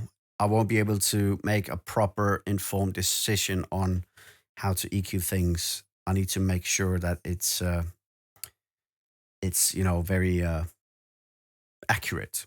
Is probably the word. Do I use reverbs on a send track? Yes, I do.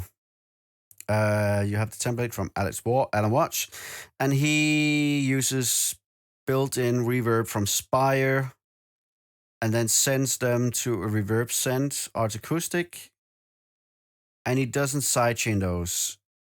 That's fine. Depends on the style. I bet you that he'll probably do it with some things, and then for other things he probably won't.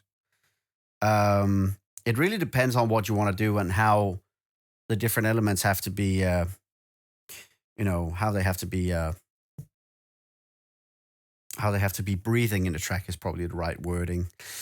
Illusion, when is the release date on it? I can't remember. I'll ask Noah tomorrow. If you don't know it, if it's a month away, there's no point in doing it. If it's a month and a half away, then we do not do it until I'm back on the 2nd of September. There's no point. I have other stuff that is in front of it. So if there is nothing, then I'll definitely take it on. But for now, I think it looks like we'll be doing it on the 2nd or 3rd of September. Because Wigo is about to come out, which means that your next track is not going to come out. Yeah, but that's the thing. You already get Wigo. You already get that one first. And I promise you, he's not going to put your track within a month and a half of that. Yeah, but if that one is not for September, I think. I can't remember, but I don't think so if we just have Wigo coming out soon.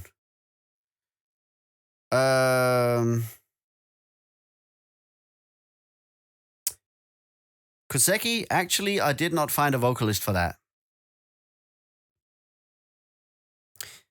Prox, it's a 3-track contract, but it doesn't mean that it's on the same time. They are spaced out, don't worry.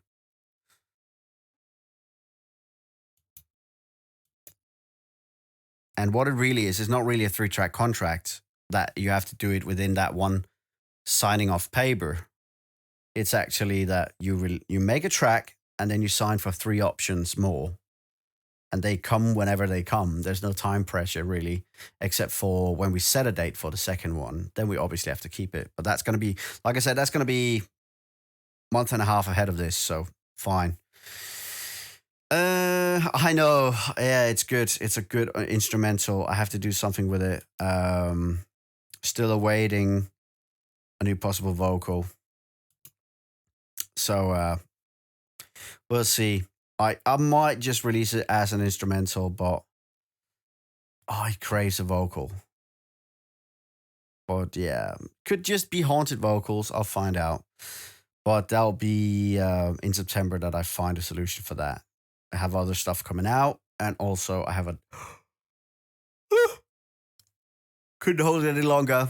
I have a tournament on the 27th here in 3 days where I go to Tallinn. And then I come back on the 1st of September. Cross my fingers and hands and toes and want to win that one, obviously. Get a bit of pocket money home, hopefully. So for now, I don't think there was anything else other than me obviously sending the track to Tim and them. And no, that's not. There is one. Completely different track. It's a vocal track and it's not really my style or anything, but I've done absolutely the best I could with it. So let's just go and check. Before I go, you might as well. Oh, and you can check out the thing that I'm doing with the Trapeze remake, where it's not really a trapeze anymore. It sort of became a blend of trapeze and Alba.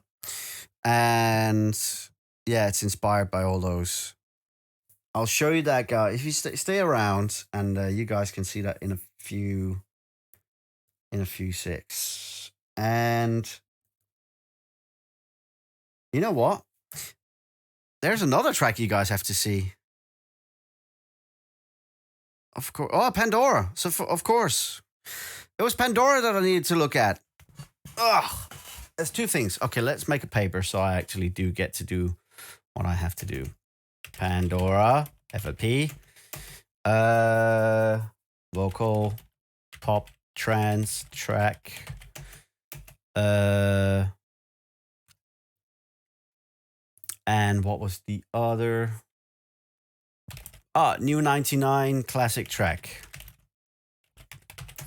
You guys haven't heard it.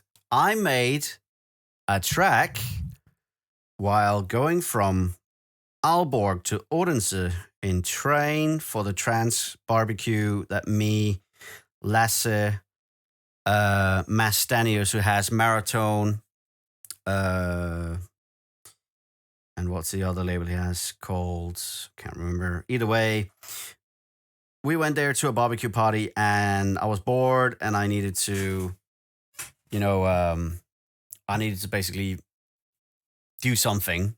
So I ended up making a track. The funny thing is, I forgot this little baby. So I had no mouse. Lasse can attest to this. He saw it. I started making an 8-bar loop so I could build a track from that.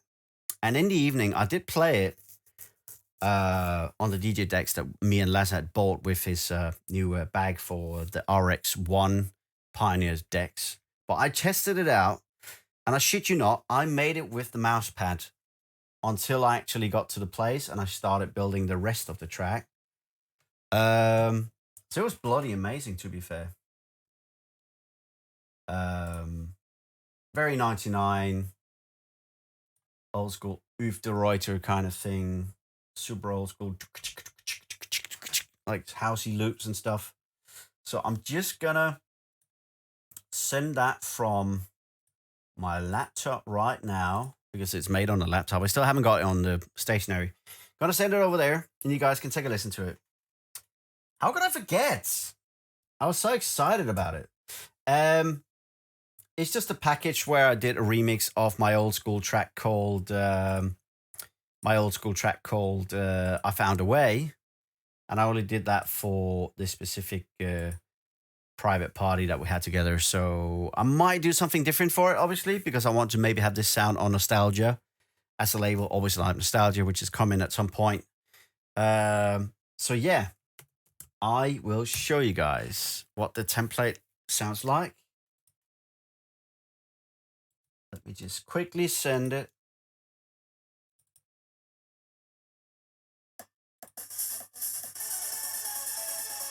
Oh, it's such a happy, happy melody. Super gay, but in a gay, funny way. I love it.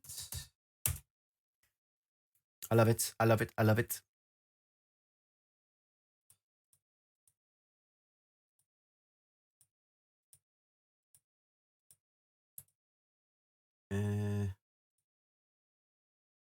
Sending from that one. Where is it sending from?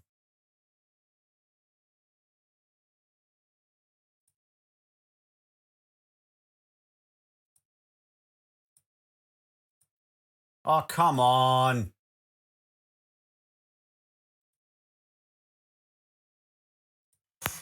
Why am I even bitching? I had forgotten to push the button for it to send a 6-digit code. Kandi mistake. Getting tired. Ready for the 90s trance? Still with a very cute touch to it, like I would usually do. Not really hard or anything. I'll beef it up and make it even harder without all the pretty bells and whistles on there. Sending in 2 minutes. We'll be able to hear it on the stationery here. New music. Greg Meister, hi there. Biggie Wawa, thank you so much for the follow. And let's go and check this track out. It's 32% sent. Pandora. I'll open that while we are waiting because I needed to fix the last bit on it. What was it? It sounded like.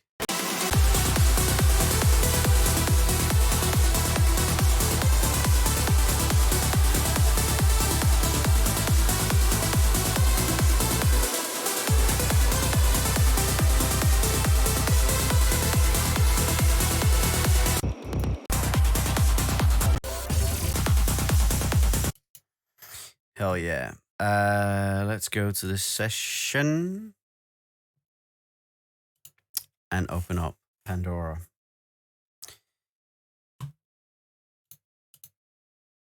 Okay, so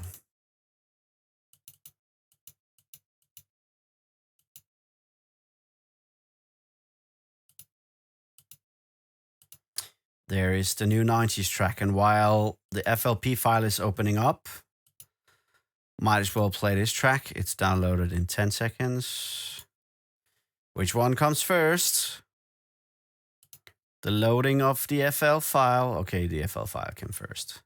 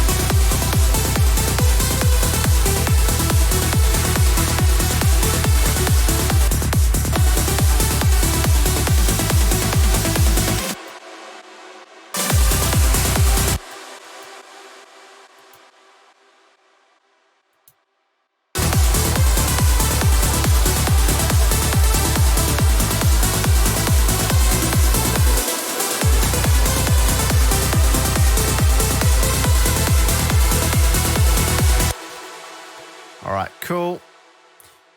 And let us export that one. If he feels like it's perfect, then I'll do those fixes tomorrow.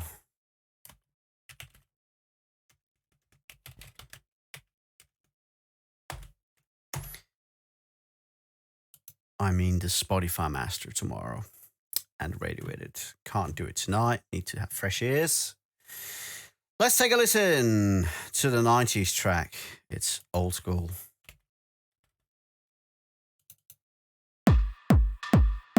Oh, so little bass.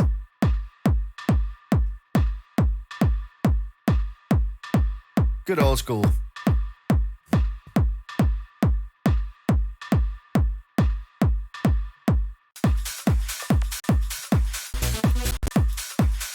Old school shit.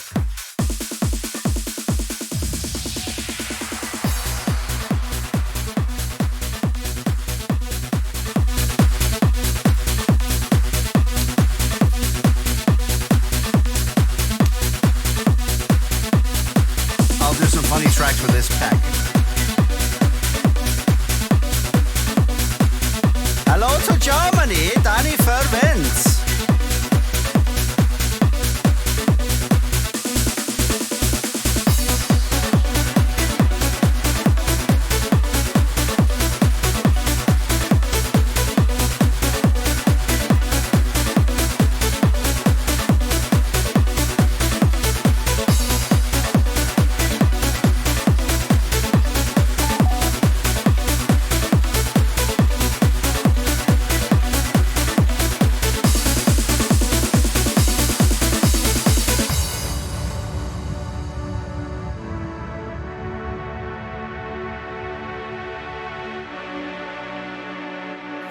Didn't have time to make a low pad, so I didn't do that.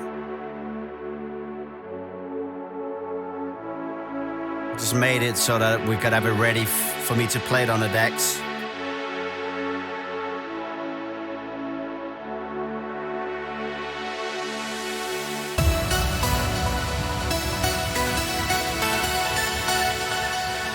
That old melody.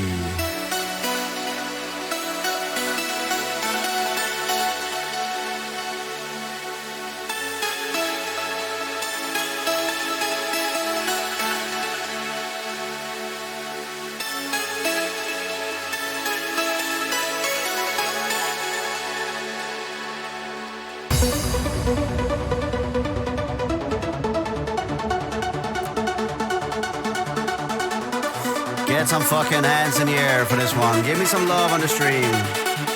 44 viewers and only 5 people writing. Come on!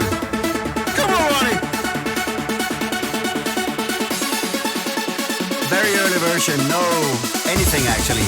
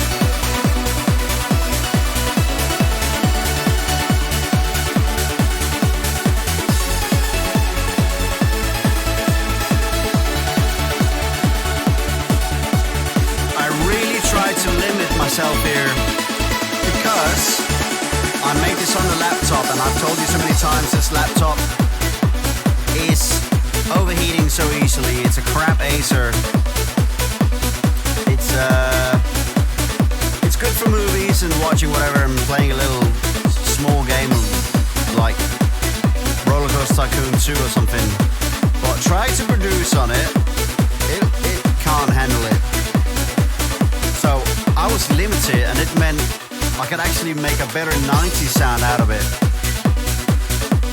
by actually not being able to do that many reverbs and stuff. And I didn't have Arts Acoustics on here. The only thing I had on that one was the inboard reverb 2 and delay 3 from FL's own plugins.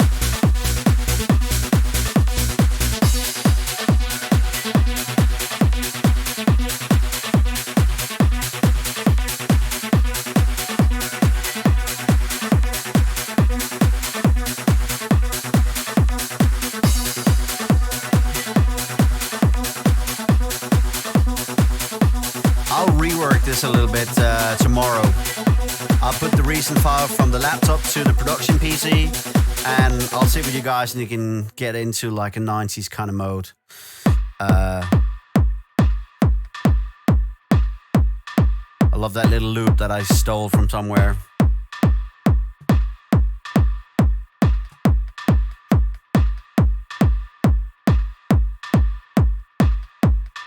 Hell yeah.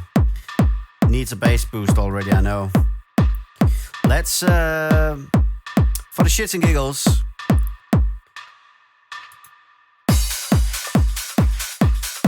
oh, those loops. So dirty, so filthy. I fucking love it.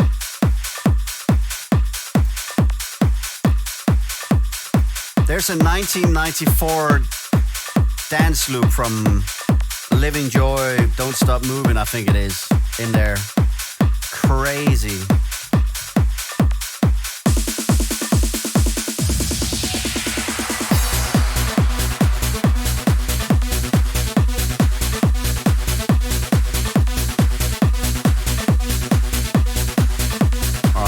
Let's just quickly check that Pandora master and then send it off to him and see what he says.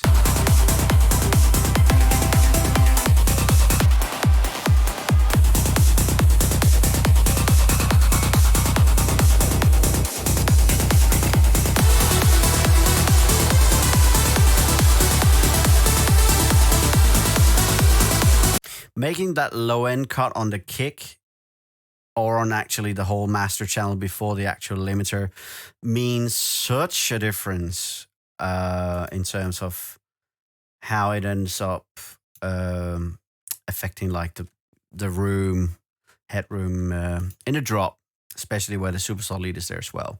So I think I just removed about 2 dB of unwanted noise. That is going to help him a little bit. It was quite deep already. I could kind of hear it. So if he's okay with having the bass like dampen a little bit like I've just done, we're going to keep that. So I'm going to send that off to Rob now, and hopefully he won't be asleep yet. It's a little bit early for them over there in the UK to be asleep anyways. For me too, like I'm a night owl. So let's just double check so we don't send it to the wrong email, because I have 2 Rob Curtises.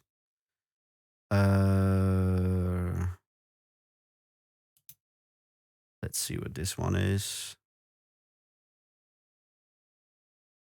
Let's see. Why do I have 2 mails? What's the other one?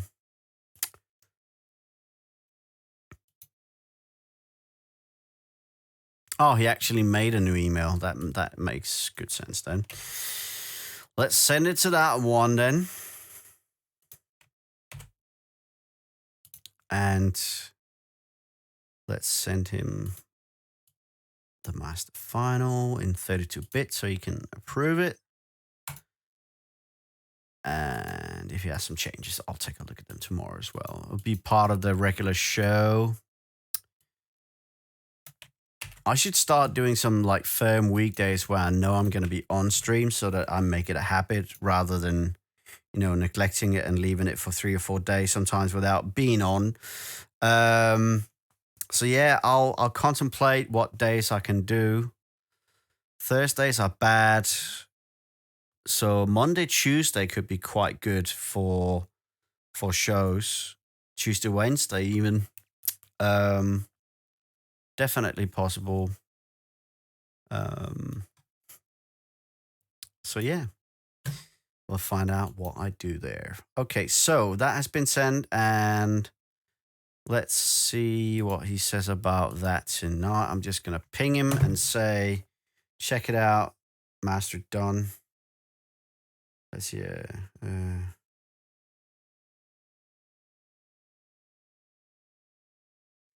Let's see here. Hey, Robert, please check your email. I've just sent you the proposed final master in 32 bits. I haven't done anything to it, so the intro and outro is still, you know, with silence. I'll fix that once you've actually said that you enjoy it enough for us to call this the final master. Let me know what you think, please, and give me a ping here on Facebook Messenger, and we can talk about it.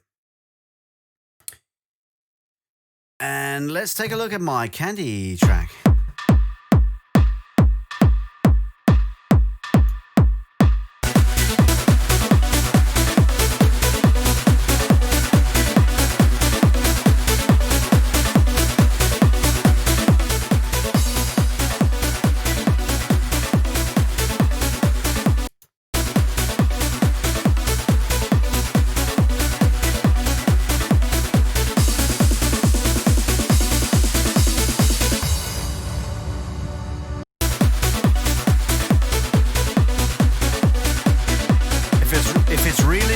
It has to be like this. But this is 2020.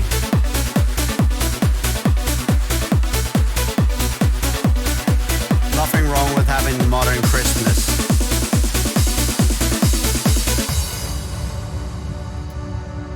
So yeah.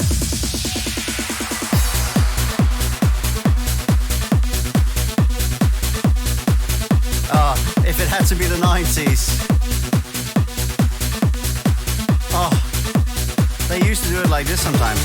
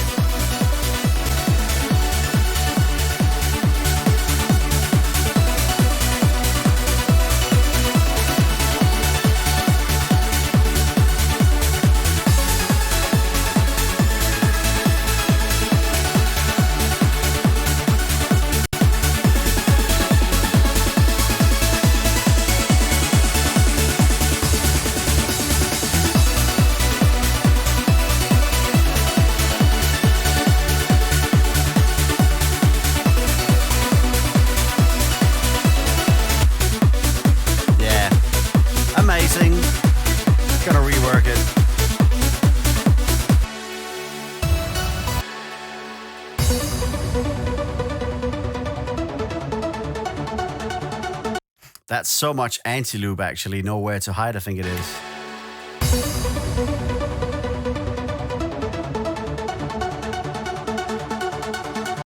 Or DJ Quicksilver's remix of Bombastic. Yeah, he did the same thing for Bombastic. Funny.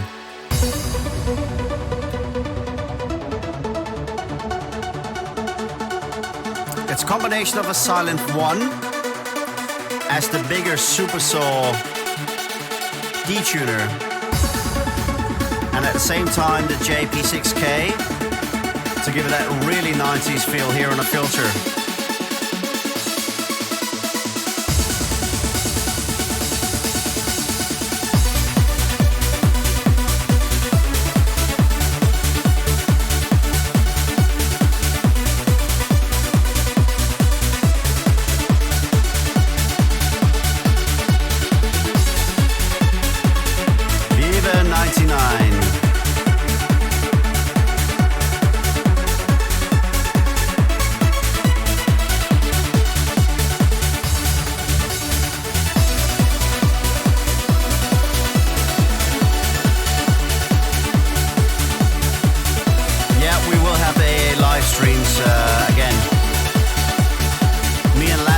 Had a lot of stuff to look at into him getting a job again and all that.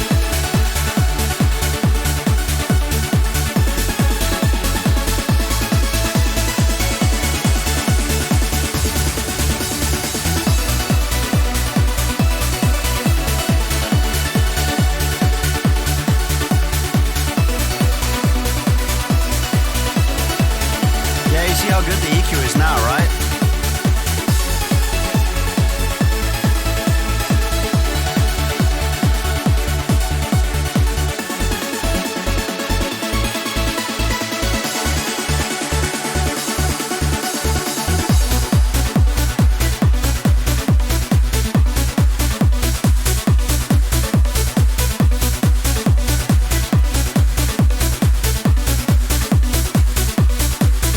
Actually, if it had to be real 99, it's almost got too much stereo as well. So like...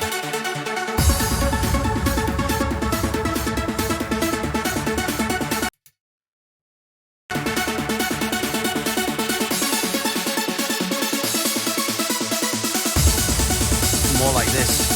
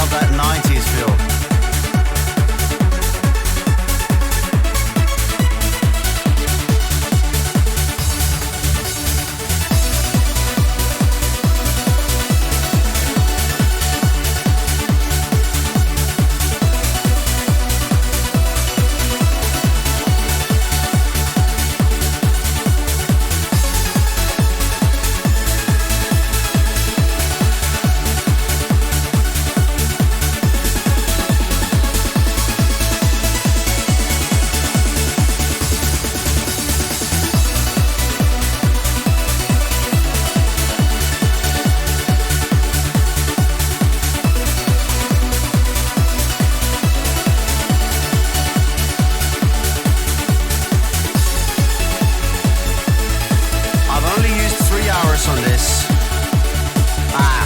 That's a lie. 5.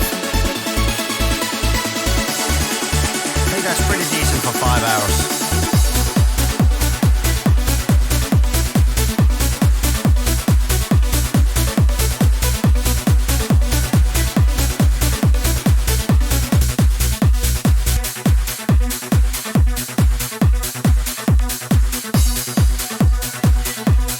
The funny thing is, the kick drum, which is so 90s trance, I found it in Vengeance Electro Essentials, Volume 3. They have surprisingly good trance, old school trancey kick drums, because most of those are actually used in house in different ways and pitches now, and even were then. So... This kick I EQ'd and compressed, and then I put on a Saturn and a little bit of distortion to get that whole, like, the crunch on the actual hit. Like, gong, gong. It's a real 90s drum, this. And it even has a little bit of white noise. Psst, psst, psst. Typical for the samples then.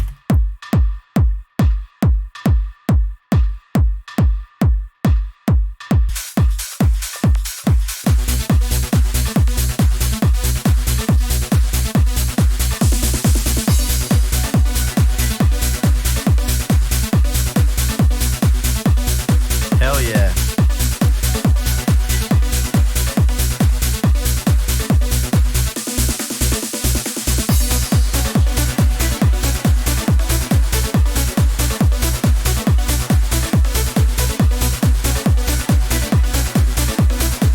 Yeah. Okay. That's it for today in terms of music. Needs resting on the ears. Is it Dumonde? Really? Bruh.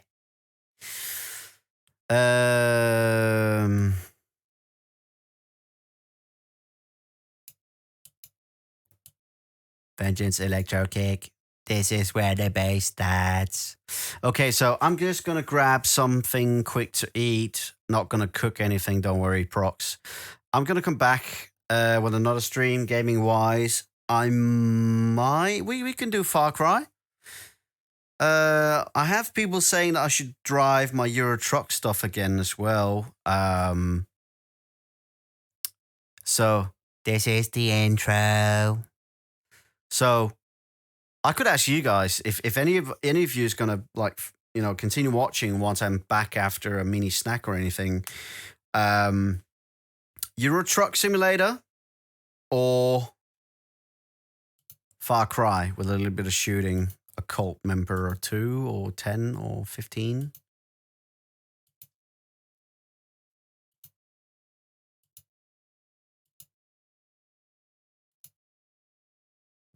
Up to you guys if there's any of you that really care. Since I haven't gamed in a while.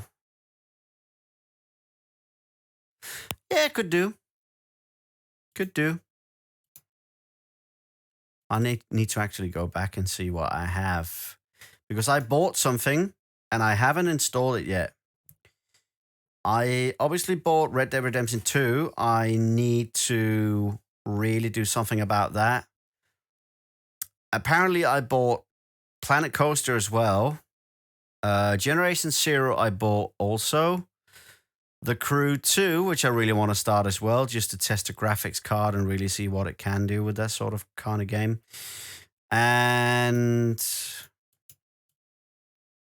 let's see here. Obviously still have Dying Light, the following that I'm not done with. Then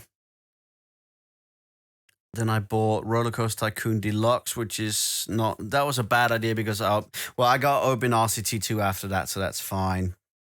For some reason, it says I have Hunter Call of the Wild. I don't really think I have. Then Tomb Raider, I do have. Tropico 4, I do have. I think I bought that on offer if it wasn't free. It probably was free. Crash Bandicoot, the Insane Trilogy Remaster. Obviously, that needs to be played too.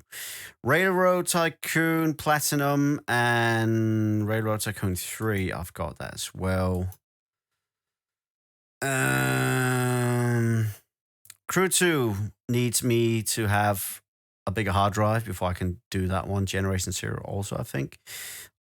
I think today it's time to actually take a look at Euro Truck Simulator 2. I haven't done that in a while. Go for a little drive. So, let's see.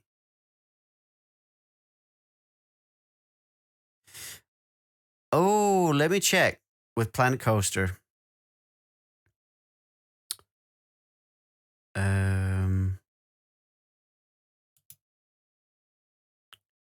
It says play.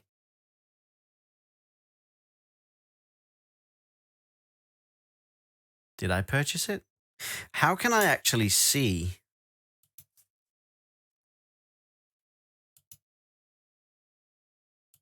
Can I see if I paid for it? Or did they give it to me? As a present because I'm such a good customer? No.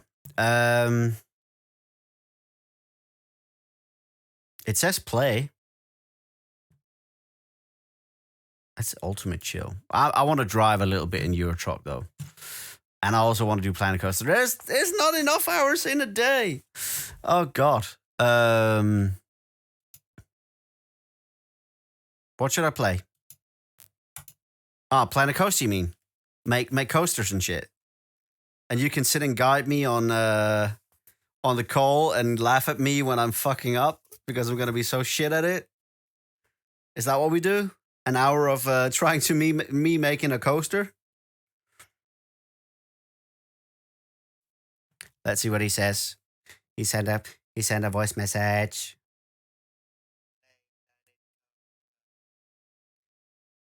This is where we play Planet Coaster. Okay, Planet Coaster it is. You know what? Let's just continue.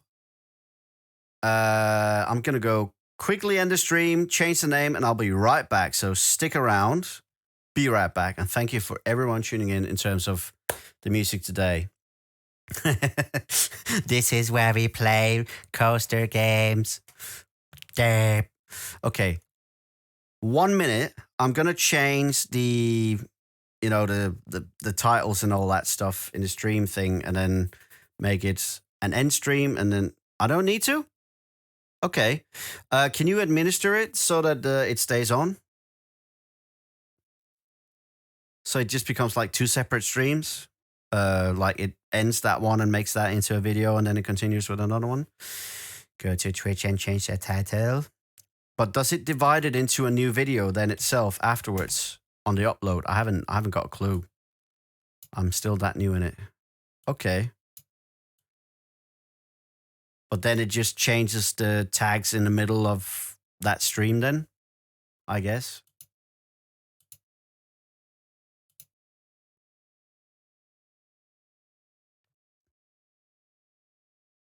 Okay.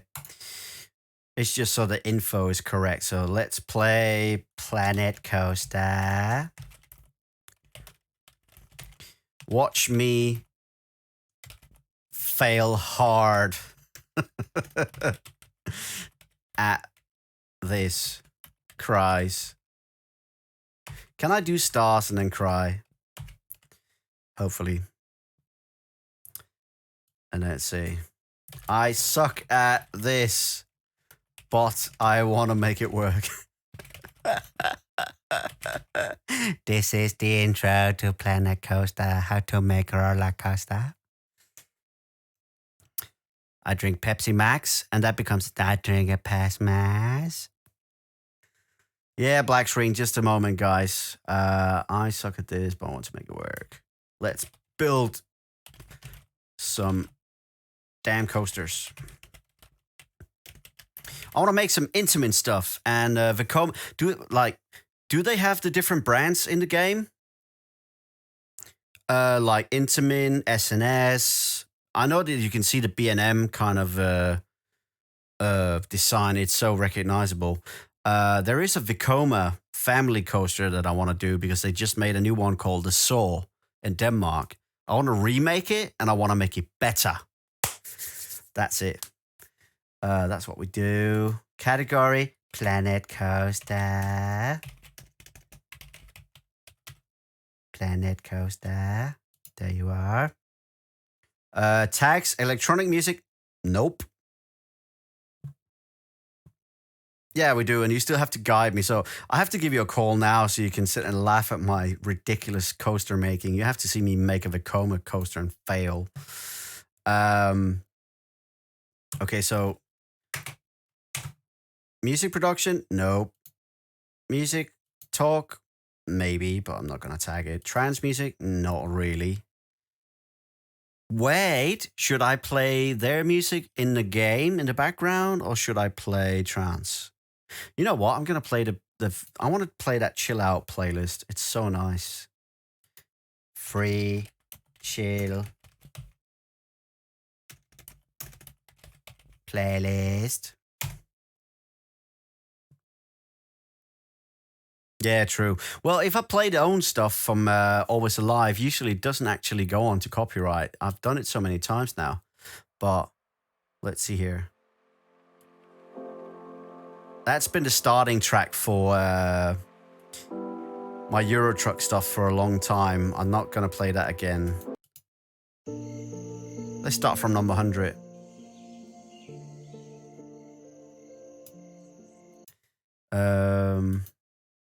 Planet Coaster.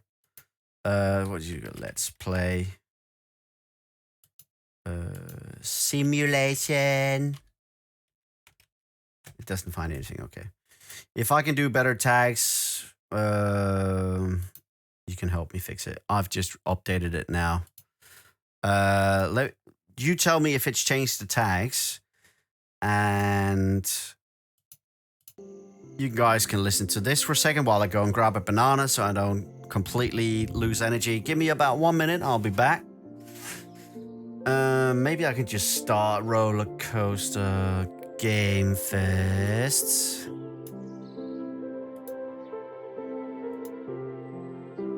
Let's see.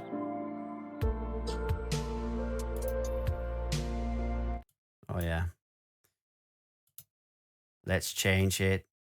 Game capture. Put it to game capture. And God damn it.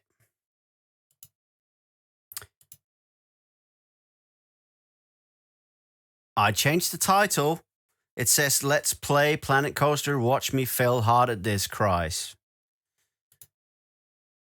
Stream info updated. I don't know whether or not it works. Okay. Going into... Oh, that's so funny. That guy's so happy. All right, guys. Enjoy the intro. I'm just going to take a quick banana, and I'll be with you guys.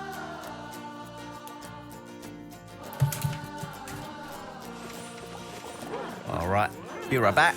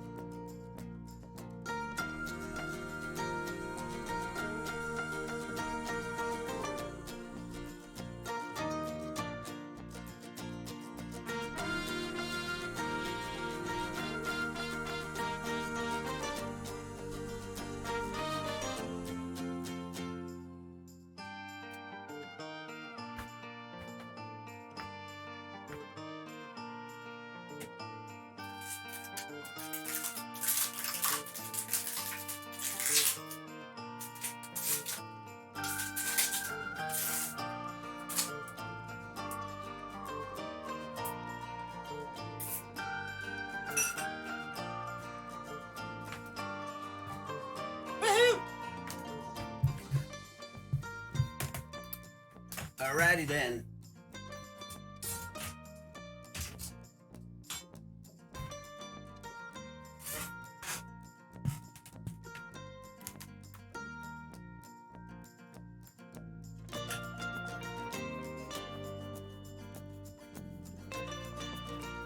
I need to write the Planet Coaster guys. They need to remaster that music.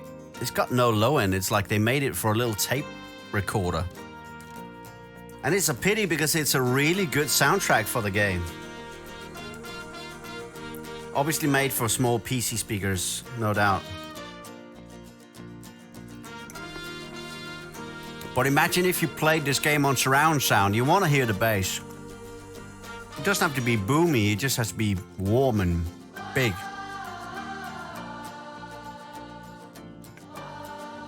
Ash, everything looks alright. The cam is there. Frame rate is good. Tell me. I am just consuming.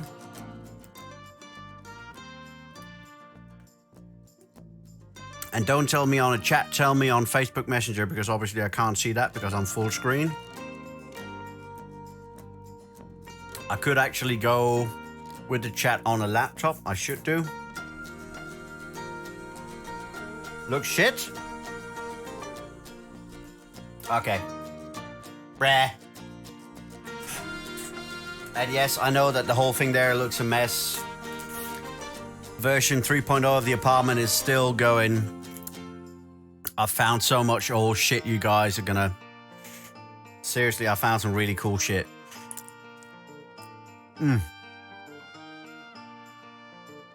Talking food prices. How much is a banana in the States? 50 cent? 30 cent?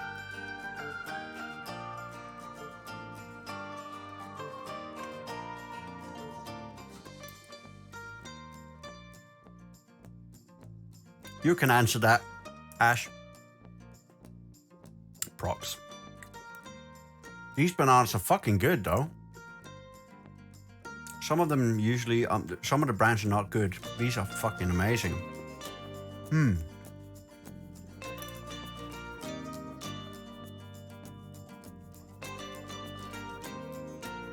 Yeah, see, that's one place where it's not that different from Denmark.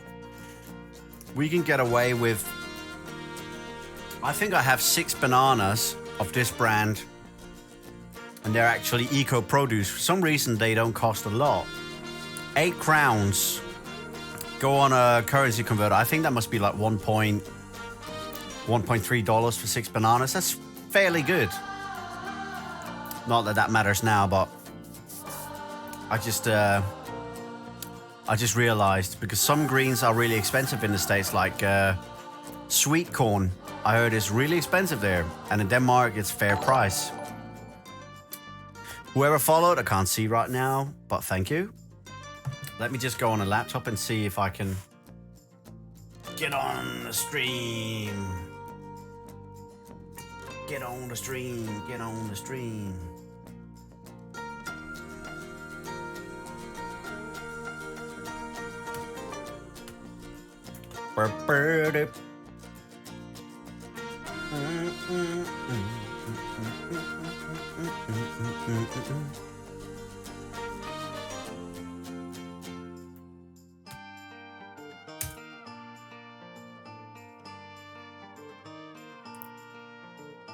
And I don't even know if I'm alive. Na, na, na, na, na, na, na, na. They ripped off Armin van Buuren here. Maddie plays, yes, I do love coasters. A bit like with flying. I'm actually afraid of most really hyper coasters and stuff, but I'm super fascinated by them. And I have a promise to myself that when I go to Europa Park next year, I'm gonna try my first B&M coaster. I'm really trying not to shit myself just even thinking about it. So, yeah. I'm gonna go on a B&M coaster next year. I hope I'm not gonna chicken out. I really hope I'm not gonna chicken out. I have to say. One more banana, then we'll be going into the game, and then I actually do need to go out because Ash needs to be on a call with me. B&M Hypers, dude. They look nice, and I think it's gonna be the only hyper coaster that I'm gonna be really interested in because it's the quick jerky motions that I do not like, and you get a lot of those on the Intamins and on some of the older Gerstlauer or some of the newer Gerstlauer launch coasters as well. Old Mauer rides, for instance, Euromir in Europa Park is super jerky, old school stuff, yeah.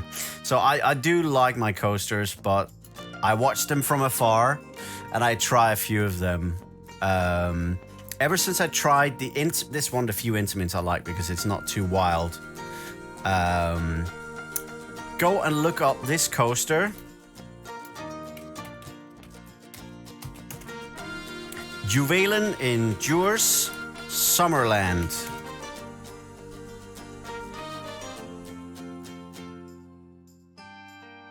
You can't jump on a call now, Prox? You need to guide me. I'm shit, you know. Greetings from Brazil! Oh, Denmark!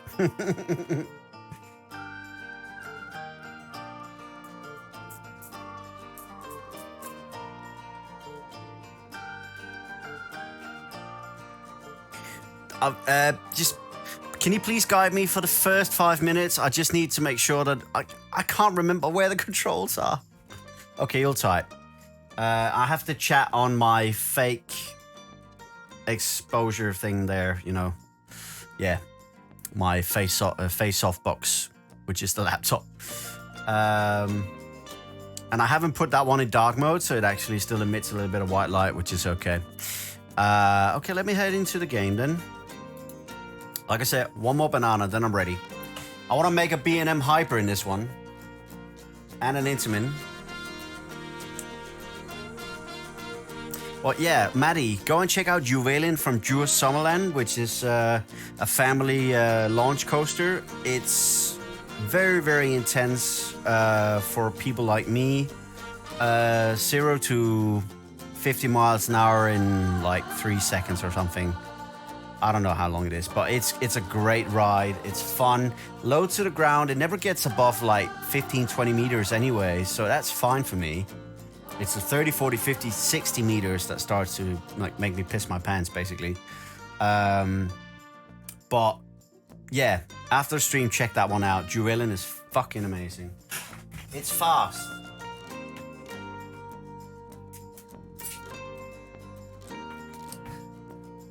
I do have an idea that if I ride that one enough times, I've tried it, twice now? Juwelen. If I try that one enough, I'll get used to the snappy transitions. And if I keep riding it, I have an idea that I might actually go and enjoy Piraten, which is a Gerstlauer launcher, I think it is. Or is it? Nah, Intamin.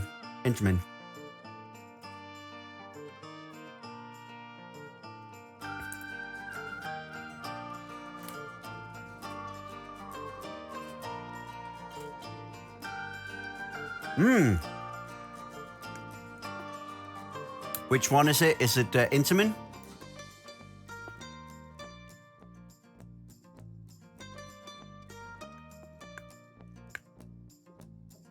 Oh, good bananas.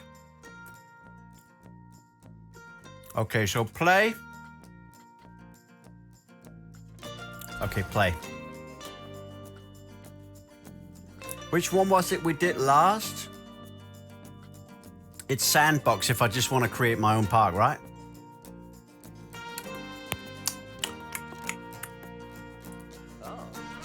Oh.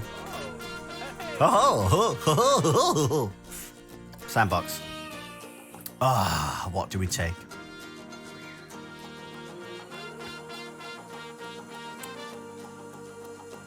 City. We're gonna call it the land of trance.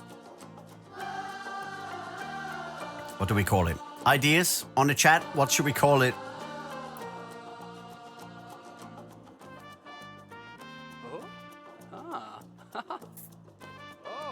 I want to have no money troubles here, so yeah, probably Sandbox. Just for me to learn and build the coasters and... Oh, Always Alive Land! Always Alive and Friends Land! Yeah, let's do it. Always Alive and Friends Land. And with it has to be like this, with... Always Alive and Friends Land. Yes! That's the name.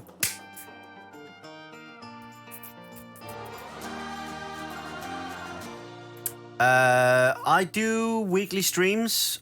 Like I said, I'm not on a schedule just yet, but I will be eventually. So, yeah. Once Mr. Prox becomes my Führer and says, "You have to stream now! Right now!" I will stream. I'll be his little stream bitch. I think goal is to have 3 times a week. And 2 of them is going to be 3-hour sessions each of music production. And if I do find time, right now there should be time enough to have 4 streams, 2 of each with music and 2 with gaming. So we could have 4 sessions of 3 or 4 hours each. And the gaming ones could go even further. I really just have to do it. The problem right now until mid-September is that we are trying to rework my apartment. The plan is that my studio desk here has to go behind me where you have the couch. And then we are going to have to like refurnish the whole thing. And take out my carpet and all that stuff. All right, building coasters.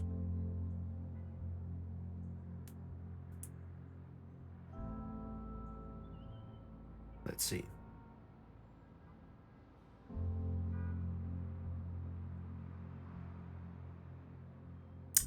And of course, big shout out to Prox. He helps me a lot.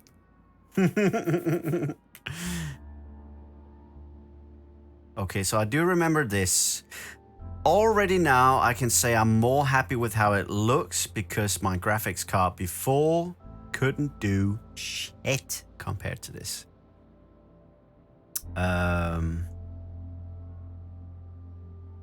It's a little bit too sharp, but I'll live with that at the first bit. So,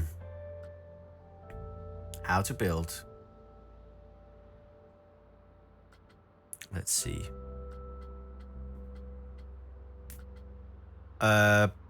Building coasters before having any path. Is that I don't want to have guests in the park until the park is more ready. Should I just build coasters randomly? I should. Shouldn't I? Afterburn. That's an X-Wing coaster. Oh, close park. How do I close park? Tell me how to close park and I will close it. I get stressed like when I see so many people coming in and the park looks like shit. I usually close my park for the first half year when I'm sitting in Roller Coaster Tycoon 2. Oh yeah, okay, zoom in. I still have to get used to the function of moving around a little bit. Then right click to move there. Okay. Makes sense. Makes sense. Ticket sales. In sandbox mode, can you actually charge for the entrance and for the actual ride price? I don't know.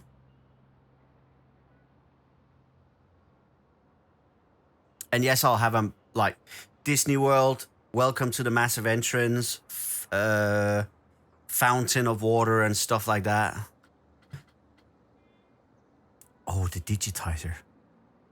That looks like an old... That looks like an old coaster from Vekoma.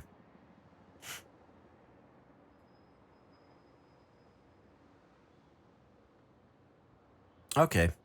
How is it that I close the park? There.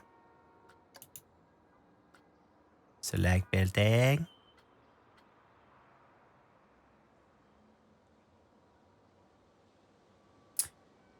Yeah, it looks like the one from Blackpool Pleasure Beach. Is that correct?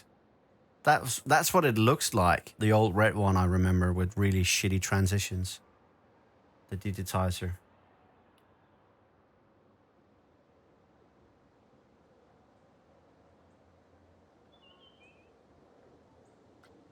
Custom. Where is custom? I feel like such an idiot right now. Where is custom? Where do I click?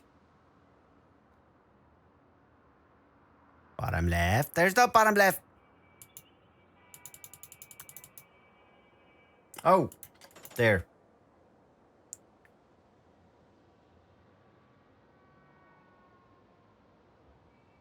Yeah. I'll definitely keep an eye on those. I just need to close the park first. Well, if I don't build the path, I don't really need to close it, do I?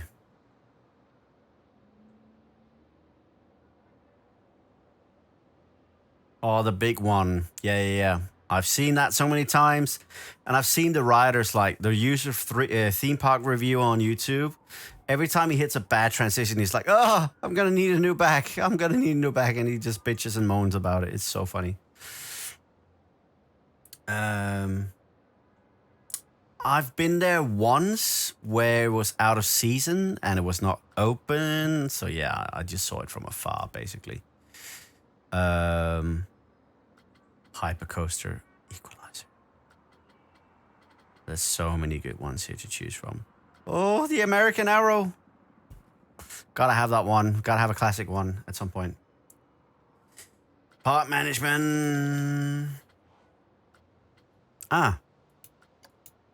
Closed. Fine. Let's build. Coasters. Custom. So which one should... I can see here that it's only recognizable by trains. I want to start with a little coaster, which is a Vekoma family coaster with the newer track design. Which one is it that I have to choose here?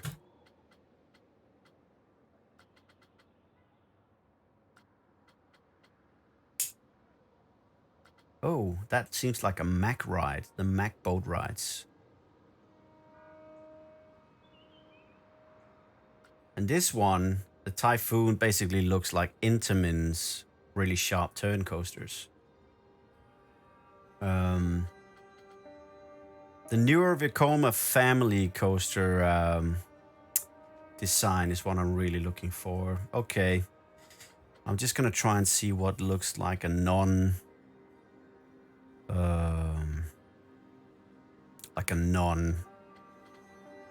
super twisty, turny. It needs to be like it's not really a mine train, but it kind of looks like it.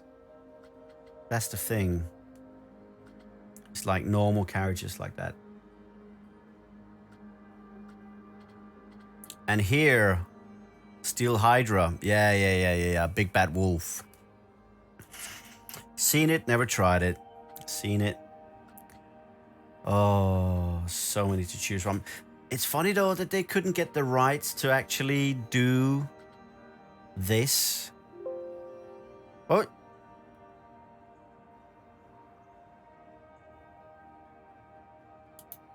What just happened?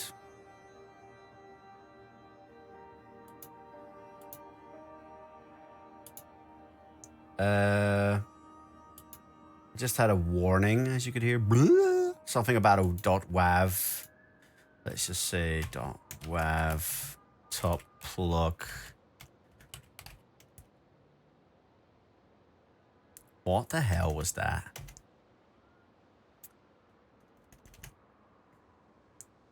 I didn't ask anything to be compressed, and it just said something will only be compressed after whatever something. What?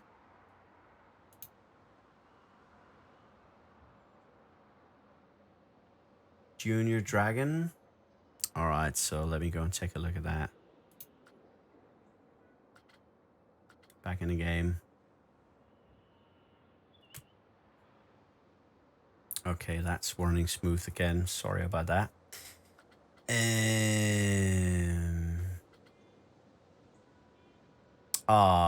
So launched hydraulic could be Top Thrill Dragster from the look of things. See, I know my coasters a little bit. I might never ride them, but I know them. Hey, free swing. This could be made into the coaster I want to do.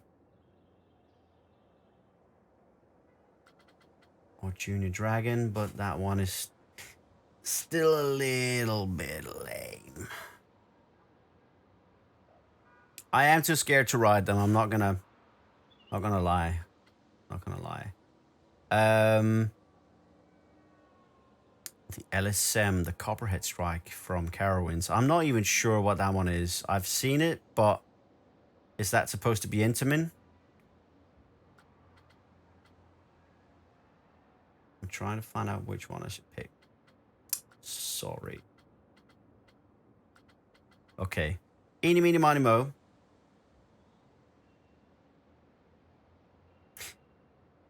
No, there'll be way too many things I have to keep an eye on. I think I'll just do...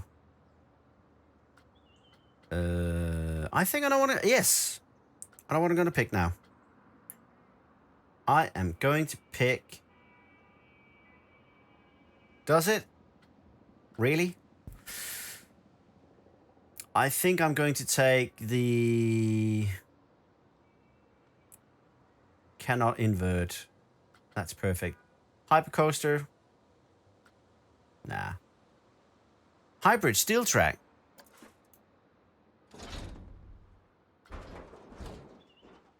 No, that will be too wild for the ride that I'm actually doing, so... Let's pick another one. We'll take... Yes. Junior Wendigo. That's what we're going to start with. So let's just...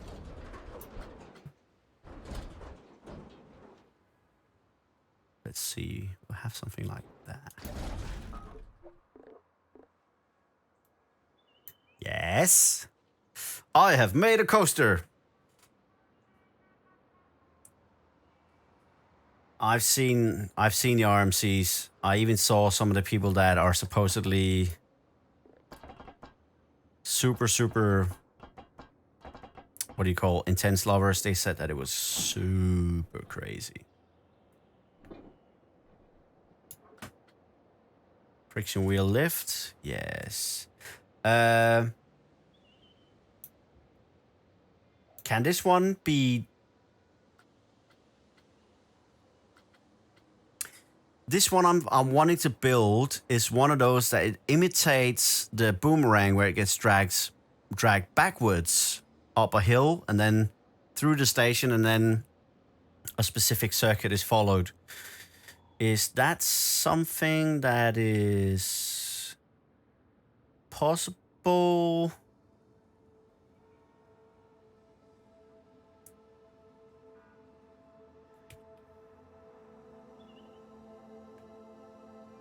It's not T. I'm pressing T. Nothing happens.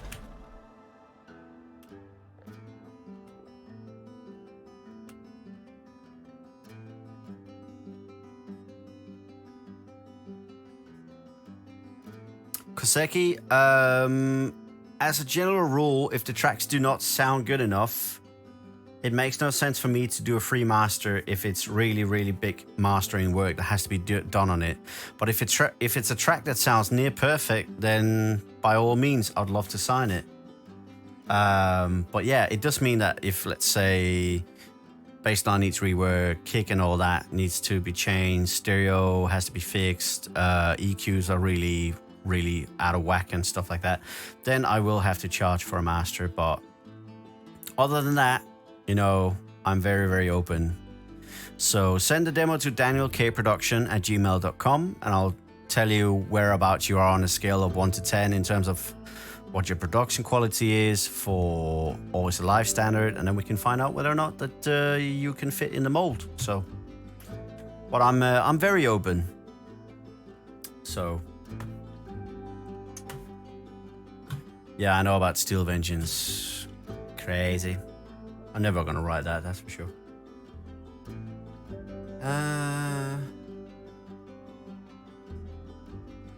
Yeah, but I don't want to do the boomerang coaster. It's only the lift hill that I want to, the backwards lift hill I want to do. And then it comes through the station and it does a really family-like ride. It's not intense.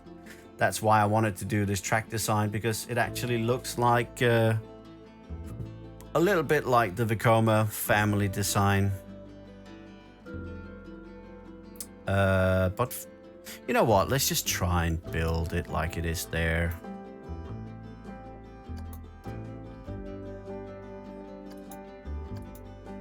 And how do I add track? I keep forgetting. Oh, like that. Okay, cool. How long is that up? That should be a fairly okay. How tall is it now? Is there a way that I can push a key so I can see how tall it is? Like I get parameters, numbers floating here in the air.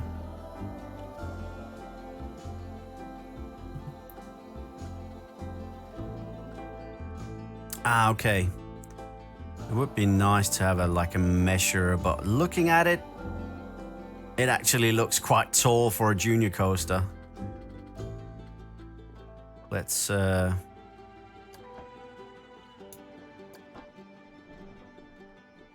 let's not do that. And then that's it. That's actually really tall for a junior coaster. Let's actually do this one instead. It is a junior coaster.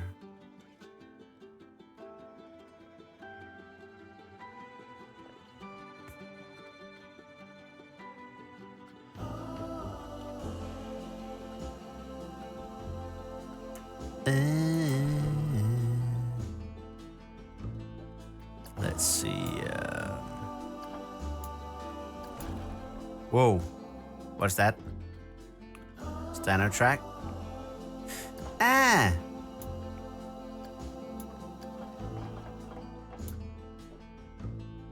Yes, baby. Now we're talking. And possibly that, and then...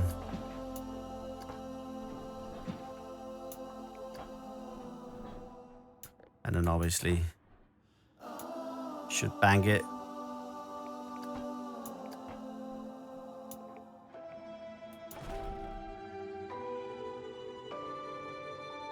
I'll smooth that out after. It's a little bit crazy there. What button was it? What button was it that I could like have a ghost train go and test it so that I can see how it looks like while I'm building it?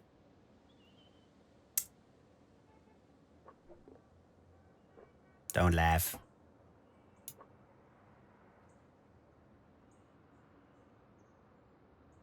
That's a pretty rough transition. It's gonna be almost as bad as a fucking Vekoma. Jesus. Start test, start test, start test. Where are you? Where are you? Where are you? Why is there not a button? Where is there not a button? When you don't know. Oh, there. Oh, God. Let's see. Okay.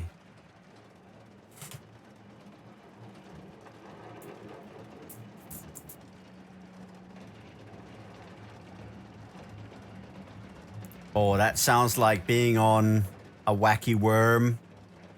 Funny shit. Ah. Okay, so how does it look? Whoa, yeah, okay.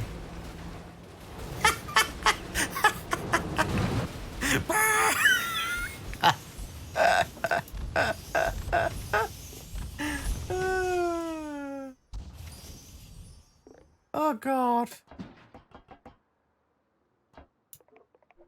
And then do a bit more banking. But this is a junior coaster again, so it should go up a little bit. It could be too much if I... The banking there actually doesn't look too bad on the first one, but could be better there.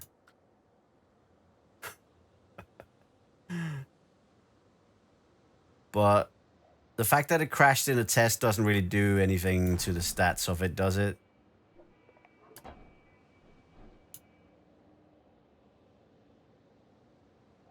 That looks alright. That little thing here looks very Vekoma-like. Arrow even.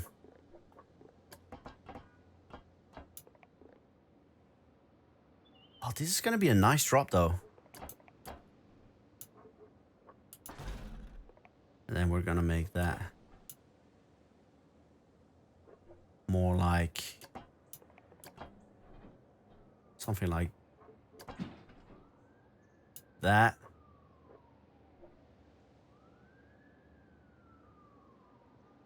Cool. That's gonna be well fast though. And then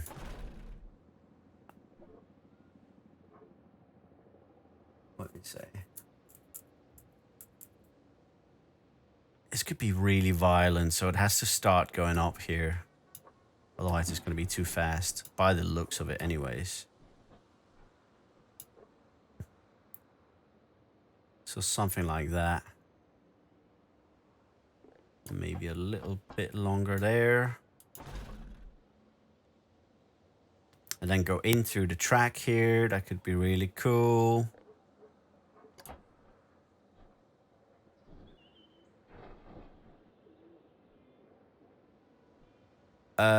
Where is the, oh, there, height markers. Terrain relative. Okay, cool.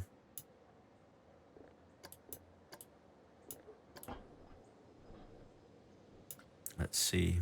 That's gonna be too violent, that. It's gonna go through that bit here. No, like that. I wanna go right past that thing there. And then have it go up. That's a rough section as well. That needs to be raised. I know for sure. And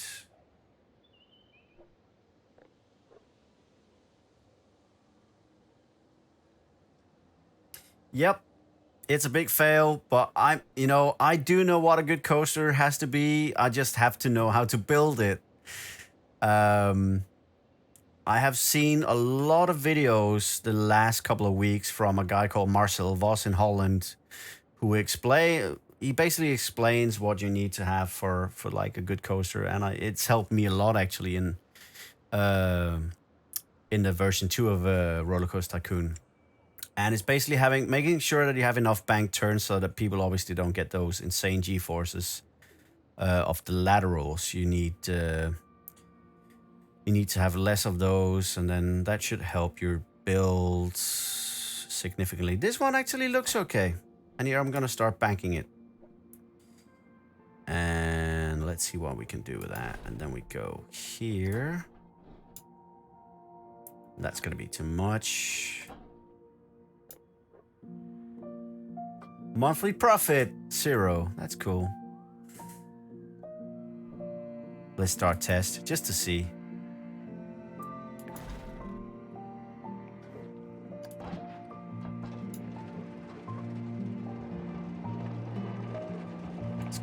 It's gonna look rough, I'm sure.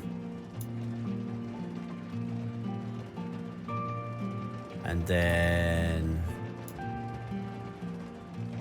here we start to have another drop.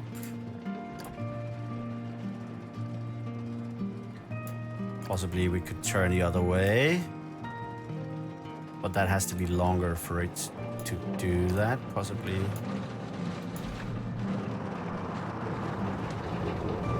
That's not bad. That's actually okay.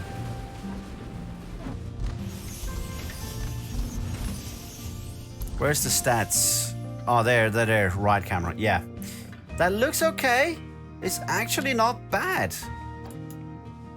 It's what I think of if I wanted to do a really nice kiddie coaster kind. So let's see that. And then we turn that way because I don't want to go a spiral to the right always. Do something different for the senses. And then this is more like it.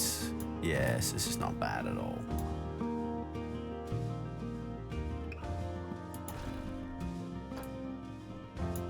I'm gonna design coasters. I want to have a job at Vekoma, bro. I want to do coaster for Vekoma, bruh.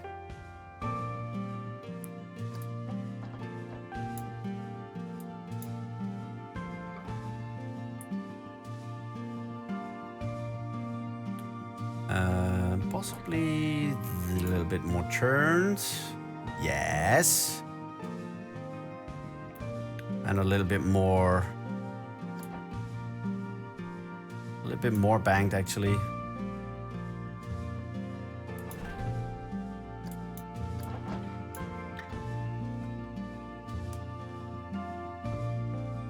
Yeah, that's too much.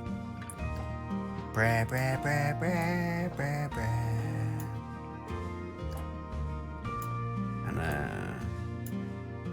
See overview. We have a nice little section there going through. I should go underneath there and over here, and then have a small break run, and then back to the station, I guess. Just a small ride for the kids to start with. Maybe a couple of hills to get some airtime. For sure, for sure.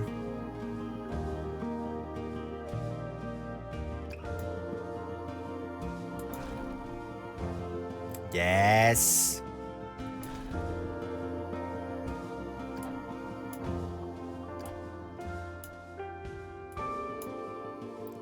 It's cool with a few rapid transitions. It's all good. How high up are we? Let's go up a little bit before we start going down. Just give them a really... This is gonna be super intense. That's nice.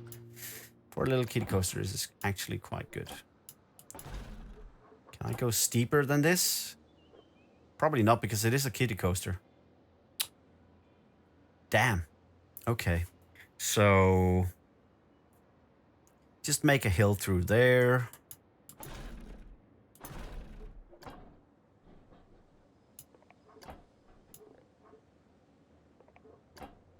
People are gonna shit themselves for this one. I need to make sure it turns a little bit earlier. So I have an idea. Yeah, this could be okay. Then obviously length, so it doesn't look so rough on the transition. This is gonna be a little rough. But it's cool. It's not a B&M. It's a fucking kiddie coaster. That's what they call it.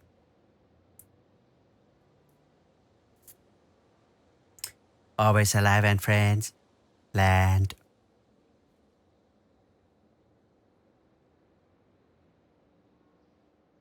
It is. I think I have nailed it.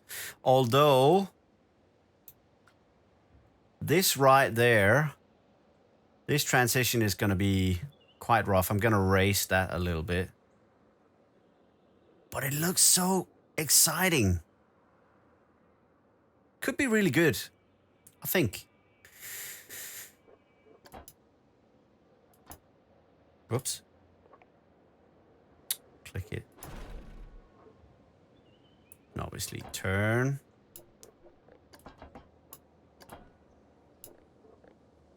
Let's see. A little bit up. And change the banking because we're gonna go the other way.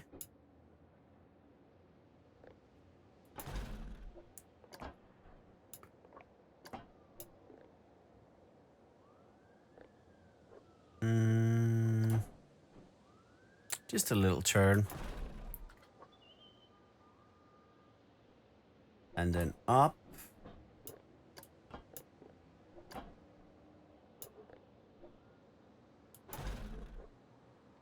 And then steep bank and down again. And then shorter. Then down and turn.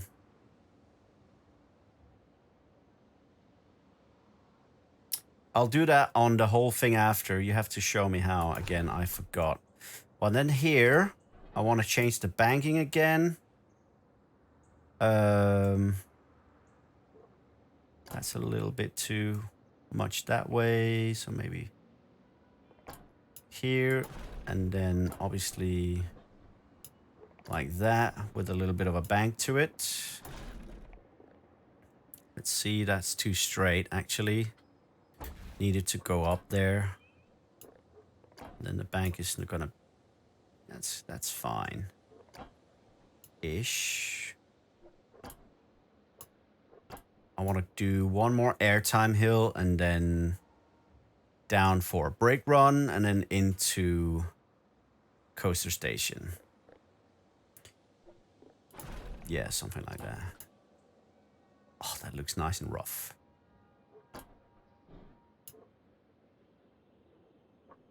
I like that. What? Did I remove it?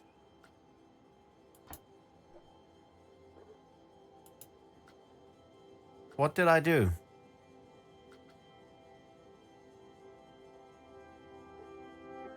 What did I do? There it's about the smoothing and all that, but that's not what I did.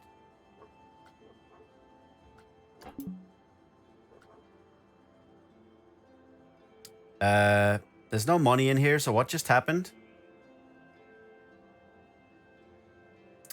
Tavon, Tavon, hello. Okay, so how do I get back to standard track and then... I didn't ask to edit this one. I clicked something by mistake.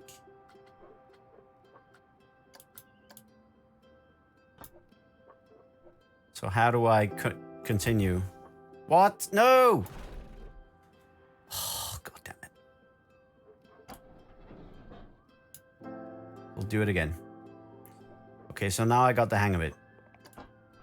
I guess.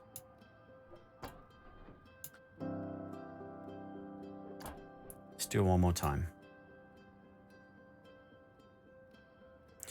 Actually, this needs to go up a little bit more.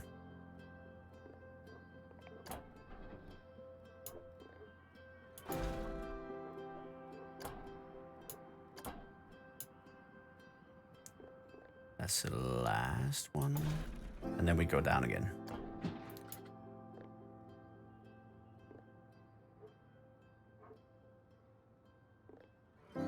Yeah, that's it.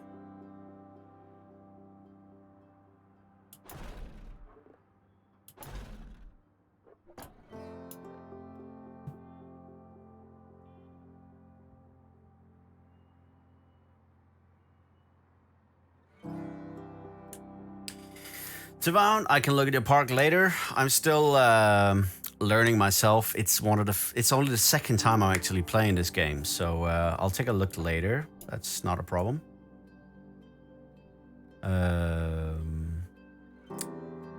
How can I even check your park out? You need to send me a file, don't you?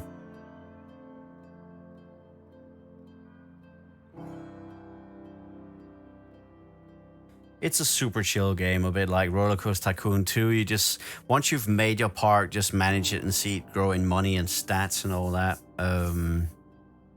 I guess, so.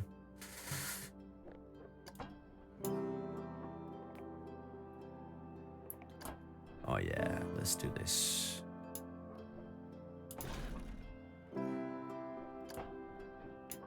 I set no more ups, but tell you what. Feeling like you're in a better ride. And then we do here ish, and then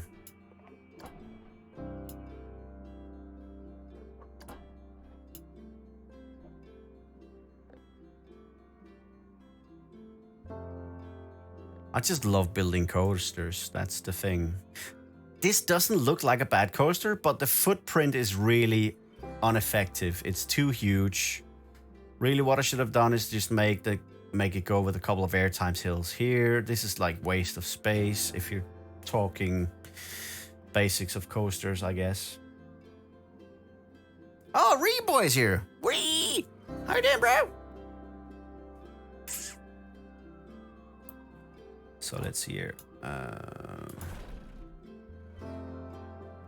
And then...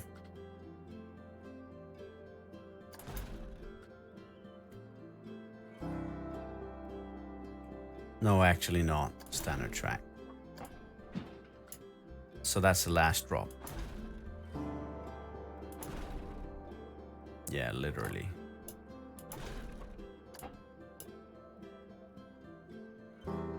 And then we do brakes. And how do I decide how much kilometers an hour the brakes are gonna be? Can I even do that?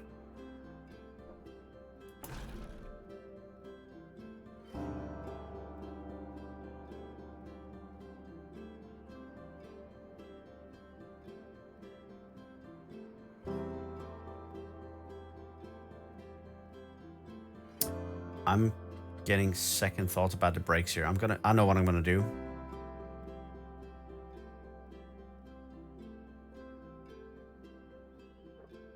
Yeah. Okay, so we're gonna do that. Hang on for a sec, guys. I'm gonna do this instead.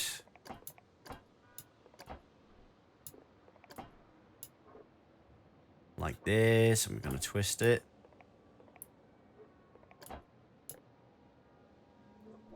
And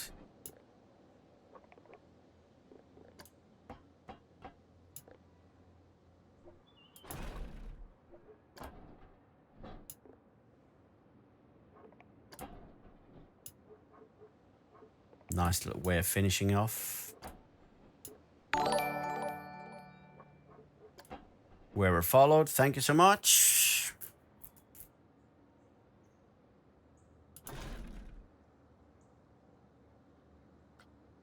Angle snap. Ah, okay, settings. Yeah, okay. I'll do that once I get to the brakes.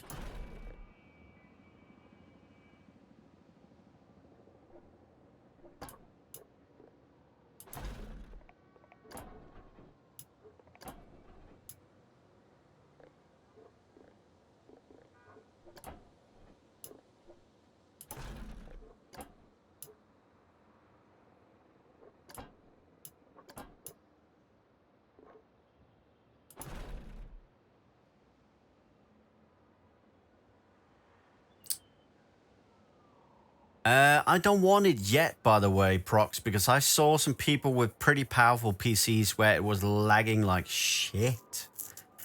But,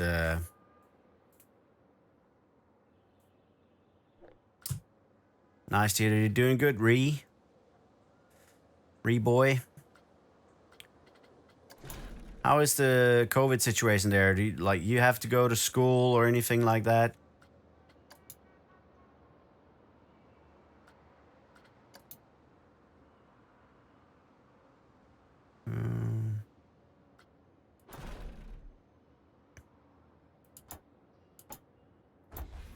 Wait a minute. Guess 20 miles an hour is probably fine, and then that one is gonna be 16, I guess. And then, whoa, wait, yeah, 16. Oh, God damn it. Shit. And then... There's a bird, a bird, a bird, a bird, a bird. There's a bird, a bird, a bird, a bird, a bird. Here's a bird, a bird, a bird, a bird, a bird. Is there an autocomplete here somewhere? Just to make it smooth. Yes. Cool, let's test. I'm getting on that goddamn ride.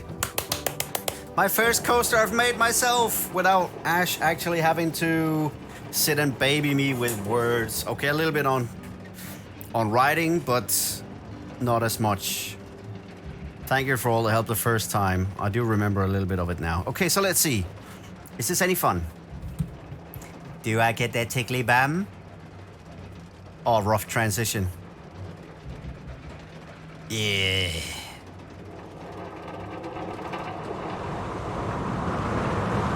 That's so Vekoma. Oh, Vekoma, bro. See, that section after the first drop is actually okay. Excitement is good. Fear is not bad at all.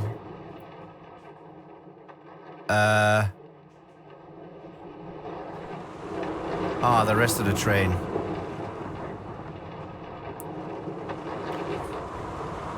I had to get over the...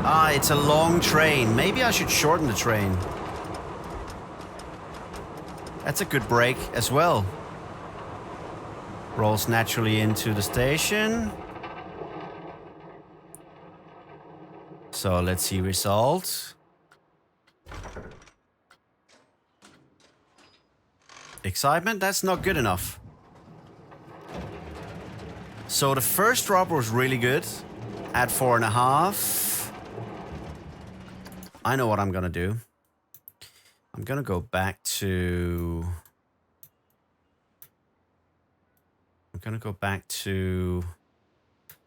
This hill was too high. And it completely killed all the excitement here. So this whole section needs to be lowered. I'll need to start with this one first. And possibly... this one could go lower. So let's see. Yes!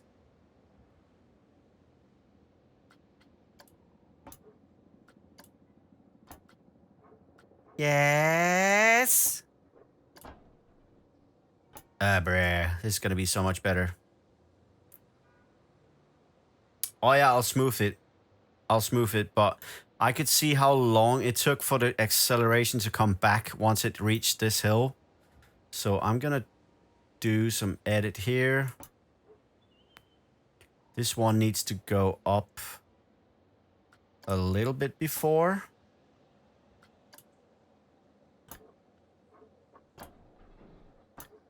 Although this looks horrible.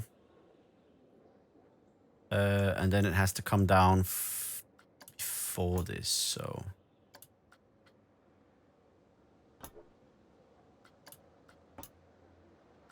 This bit definitely had to come down.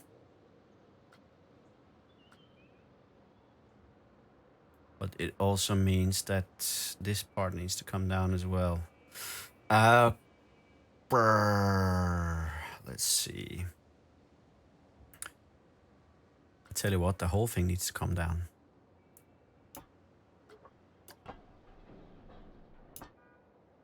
Let's try this.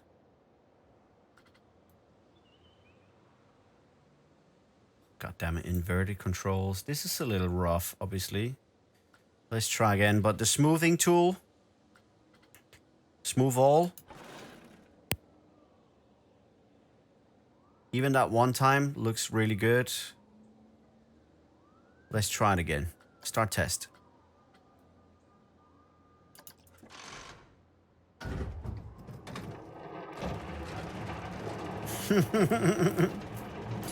Put vertical drop on a junior coaster.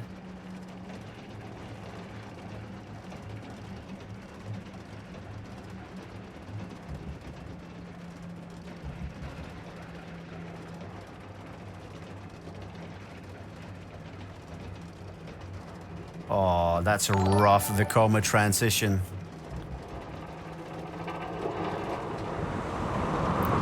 Much more crazy though. Whoa. Yes. Oh shit, what a transition though. Jesus Christ. bro. And there it dies. What happens?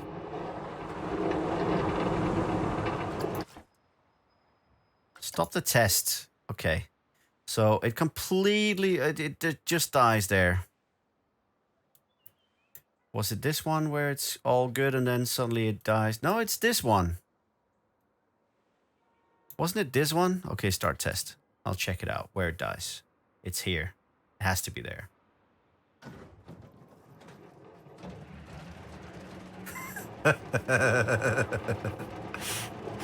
Tooth chipper. I call it backbreaker.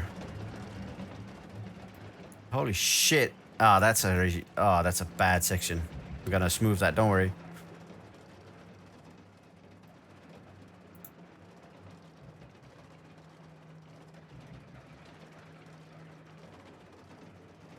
Yeah. To be fair, the train is too long.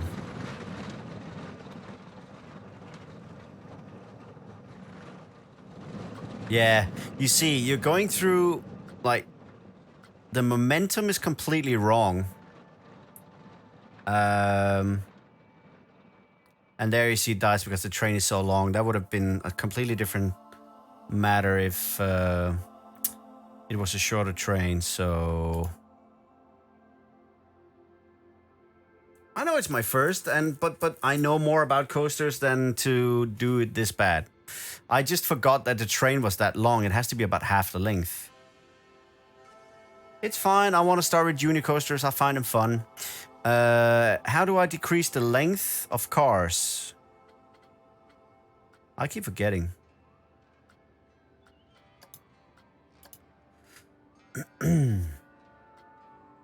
Tell me why. How do I do this? Show more controls? No.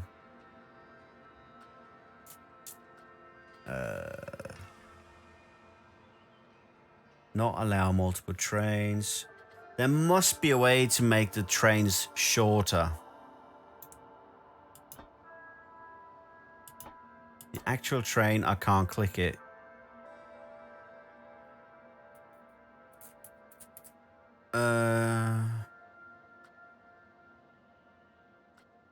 So if I shorten the station...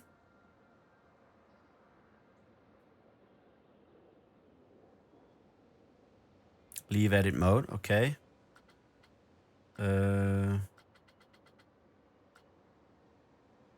Okay, done.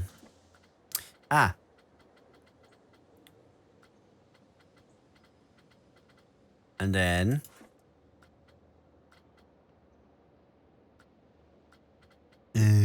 where do I click? Testing. Custom. Okay. Oh, there. Number of cars. Jesus Christ. Okay. I think 10 cars is good. This means that I can get over that hill and I don't have to do anything to it other than smoothing the whole track. So if I want to edit it, how do I go back to edit mode? Edit. We call this...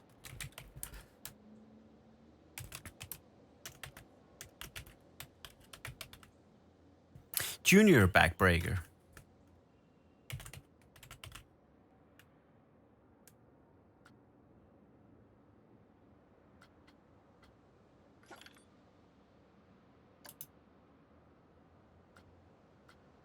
The gear icon. Eh? Where? What? Maintenance triggers. God, I'm blind. Operations. That or the gear. Triggers.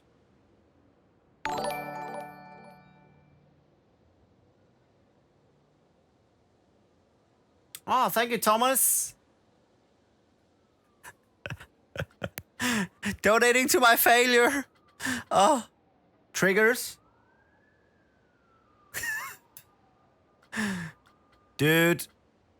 Demolish. Move. Right. Edit track. Okay. There we are. Okay, so smooth all. What if I just do this on this end here? Definitely this needs to be smooth, like totally.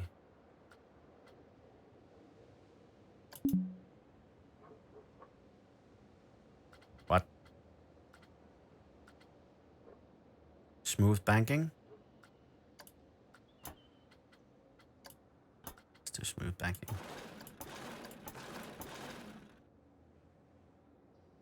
Could be worse.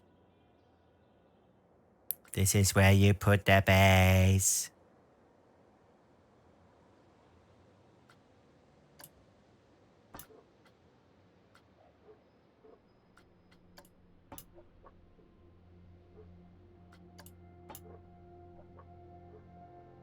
So this bit was kind of a little bit fucked, but still not as bad. I've seen worse. Then we get to this bit here that looks a bit funny.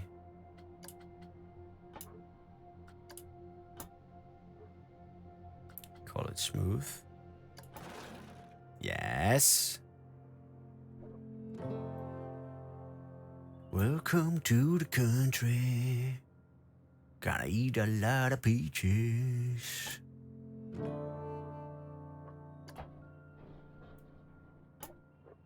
Yeah, that looks alright, this. And then maybe we can smooth it.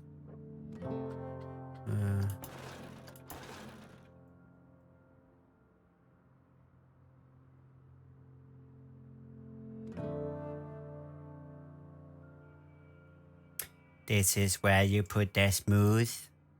Is that what you say? And this part looks nice, actually. It's this little fucker that's... Oh god, look at the difference when I push the smoothing tool. Oh, oh shit. That's a backbreaker for ya.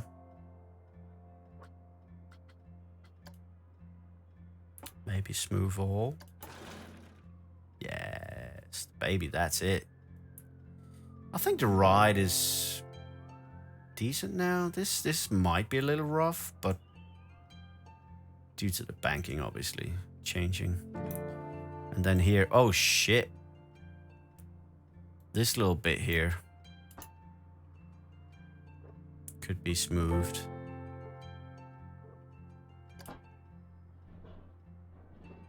Let me check it out.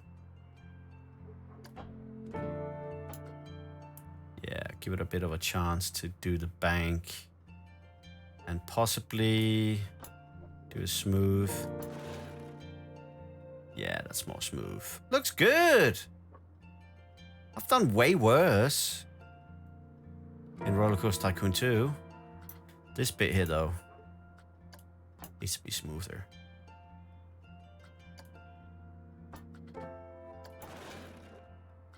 And then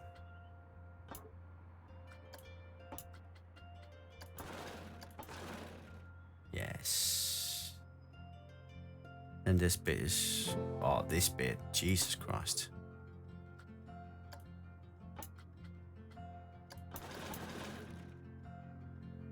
It no longer looks like a Vekoma or an arrow. It actually looks like something proper. Can't wait to try this. Ah, this still.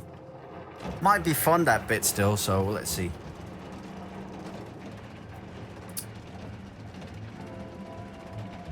Tivon, I never really played Roller Coaster Tycoon 3.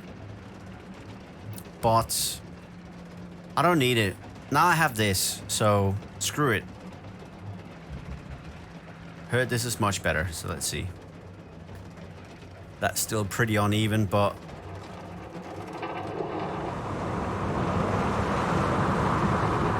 Oh, that's really good. Good stats, around 6 and 4. It looks so much better.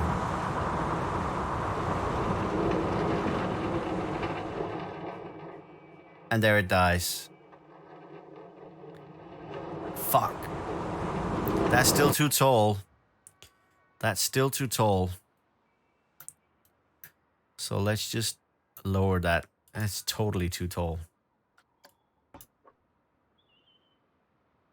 And now obviously smooth all. Let's see. Okay, let's test again.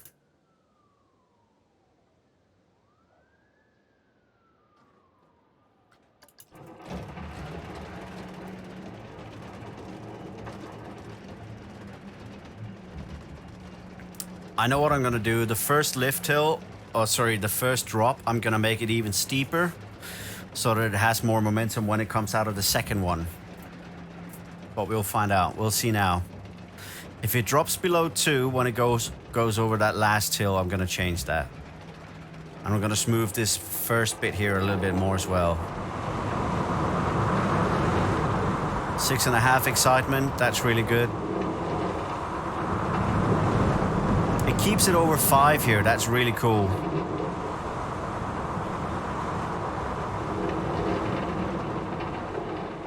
Yeah, dies.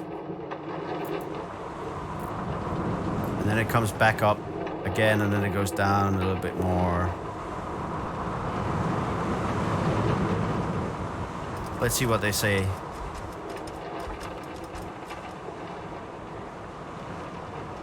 Overall, I think we're gonna get it up to just under 4 in excitement overall now. We'll see. Yeah, okay, 3.5. That's a little bit less than 3.5. So yeah, what I'm gonna do is... I still like the first drop. I do think it's really cool the way it goes there. I could possibly bank this a bit more, this section. But first off, let's try and smooth this bit here. This looks terrible. Terrible. Looks so terrible.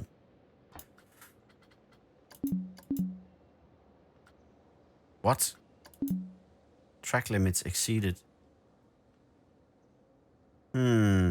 What about here? Oh, come on. Ah. So, I have an idea. Whoa, nope.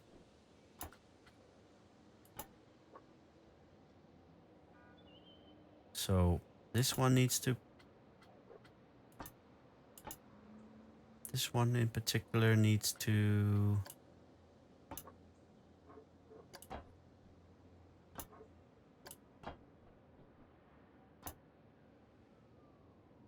This is horrible. Maybe this.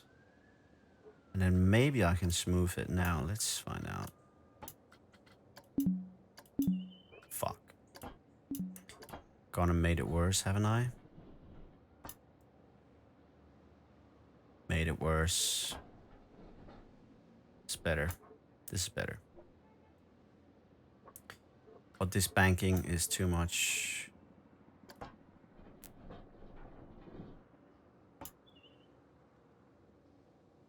In fact, it's not enough when it comes down to here.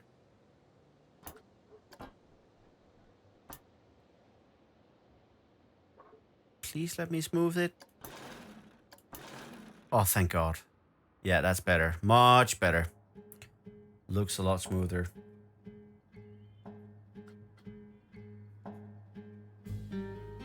And I think the drop is fine enough. Maybe here. Lower it a tiny bit more to give it that extra excitement. Yes. I like. And then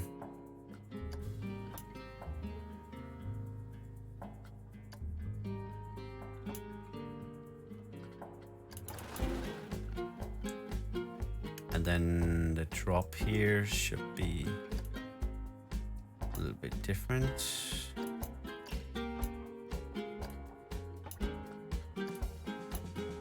Let me say up. So it comes up before and then it goes down a little bit later or a little bit earlier.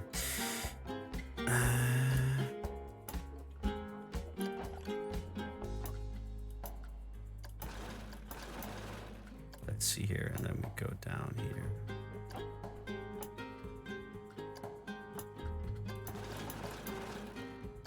Probably better. Then it still comes there and it's too slow. So this part, this whole part actually should go down a bit.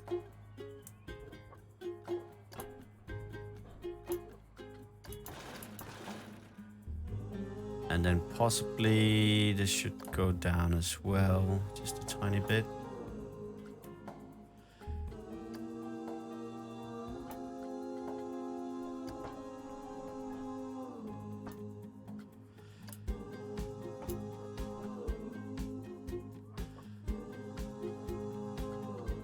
And then still down a bit to give it more momentum. And then I think smooth. And then this next bit here. Make sure that's not rough. Yes, let's test again. I love building coasters, it's fun.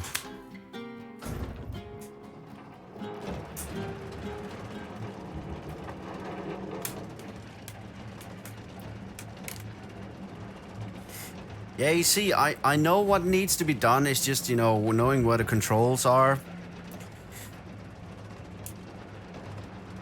Roller Coaster Tycoon 2 is quite easy, to be fair. So you get to learn it quite quickly. So this bit here still, let's see if it looks any better.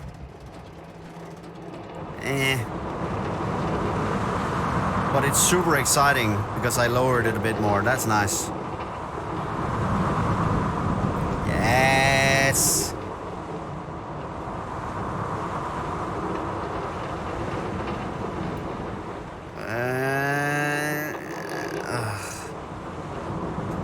10 cars per train. Maybe it should be less cars still. But I think we're getting near 4. The goal is 4. Excitement rating of 4. I could do the brake run a little bit later. That's a thought. Much, much better, but still not perfect. I'm gonna keep at it until I get this as a near perfect ride. Come on. 3.16! Come on, man! The fuck? Okay. So, where it goes wrong, it comes out of the drop and it sort of gathers pretty good momentum, but I feel that this takes too long for it to go down again, so I'm going to say... Whoa. What? Can I press Control set? What?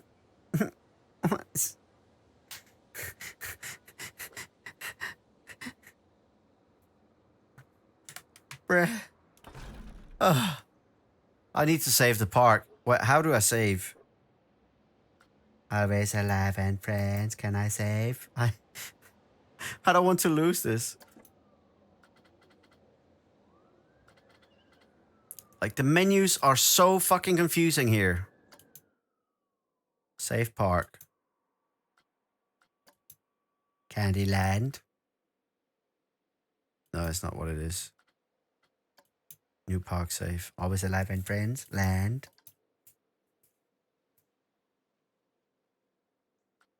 Cool. Saved. So...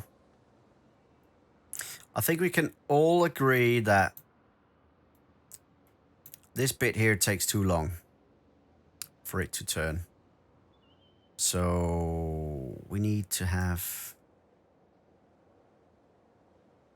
We need to have this part be deleted.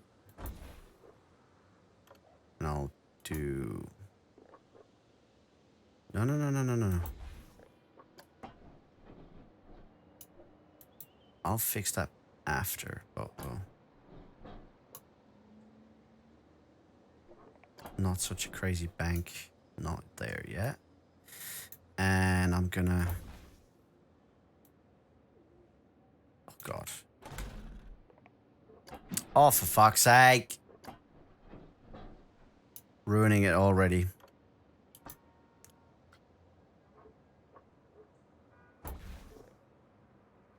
And this should also go back. And this should come up a little bit more. Have a bigger bank. Maybe actually not that much.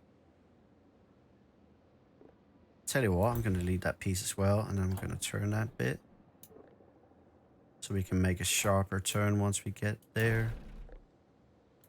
There we go.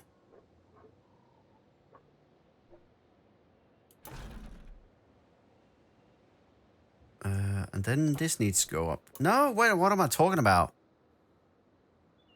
This needed to go up more. I'm an idiot. It did need that. A little bit more bank. This is it.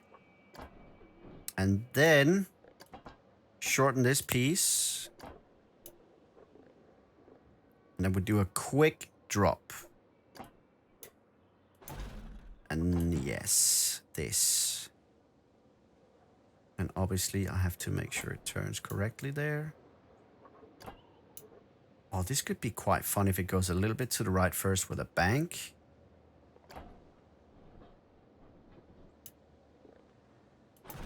And then quick twist to the right.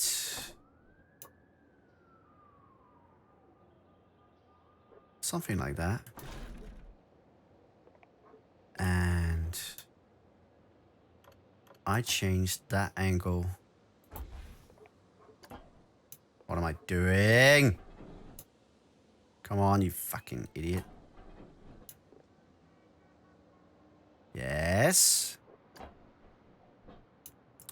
Not let that go so much down so it doesn't lose too much momentum. Quite possibly, yes, we could do that.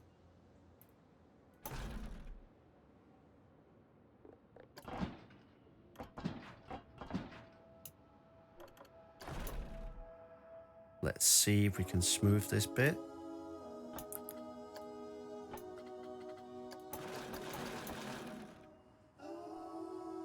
Looks much better. And then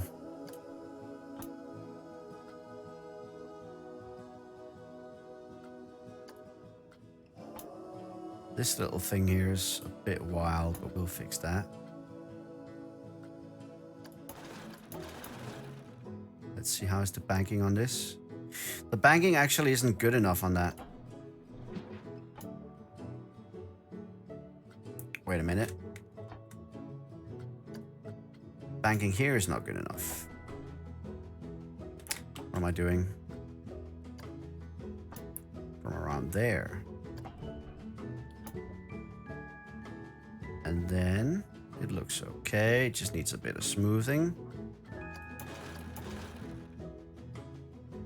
This might actually be better. Start test.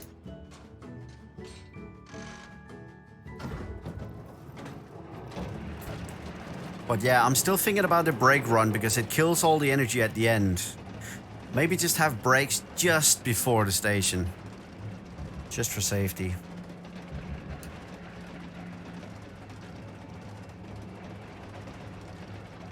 Come on, make this better. 6.5 in excitement still on the first drop, I hope.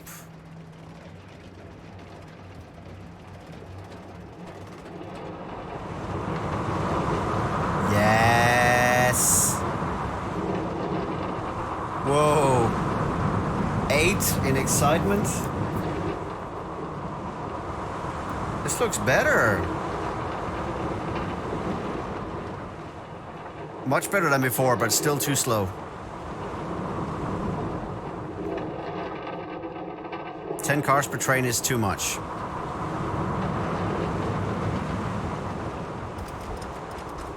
Yeah, the brakes are too early. Brakes are too early. I still want to see if it comes to 3.5. Probably doesn't. That last section still kills it. 3.3, that's better, but I still want to have it at 4. I'm sorry. I'm gonna keep working. I'm not giving up. Candyman never gives up. Candyman never keeps up. I like how this lift hill, this little airtime hill there, sends it to 8 excitement. That's not bad. That's really good. That is really good. Let me see. Smooth all. Looks better. Drop turns nice there. It becomes really violent in that. I like that. And there you have a little bit of airtime there because it's going up in a curve. I love this bit. And so it just gets a bit stale once we get here. I could sort of, I know what I'm, of course, why didn't I think of that sooner?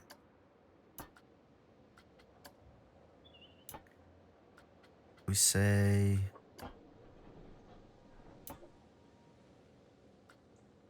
lift it a bit more.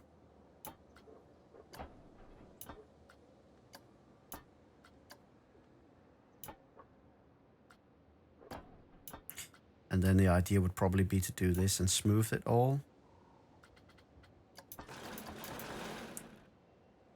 Yeah, it's better. This looks so rough, this. But it's fun. But still needs to be smoothed a bit.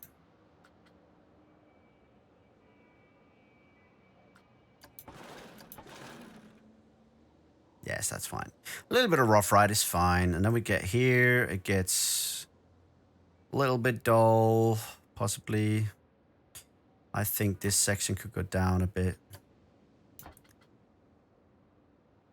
Actually, the whole thing could. Of course, I know what I did wrong. I just have to keep looking and learning. Oh, wait a minute.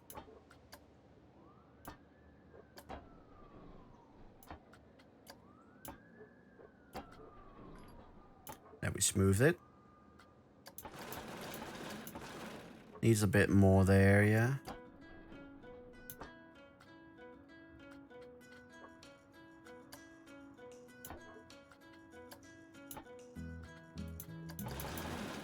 Perfect. So we needed more momentum. It has super speed here. That's fine there. It just basically died there, of course. Yes, I like. That's it. Looks better. Brakes. Why did I brake there? The brakes are fucking ridiculous. Oh, shit. I have to keep remembering not right-clicking, even though that I'm hovering over another track. Left-click first. So. I know where it is, dude. I think I got it right this time. I really think I got it right this time. So this here, it's okay. Starts doing the bang and you come here. Possibly this could be lowered a little bit.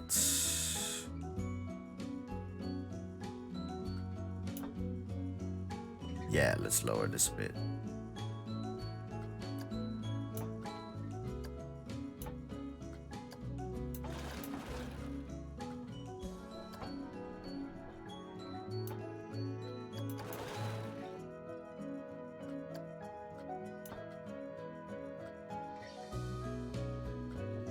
That should be good.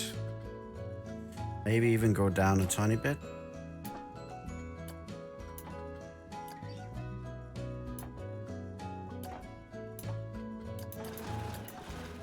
Better.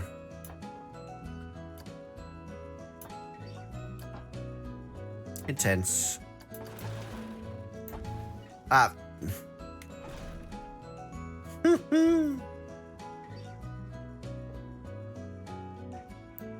Okay, so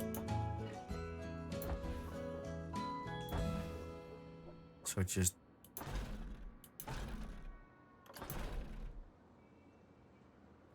so there.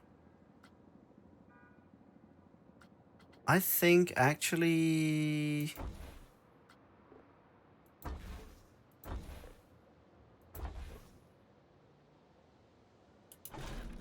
no.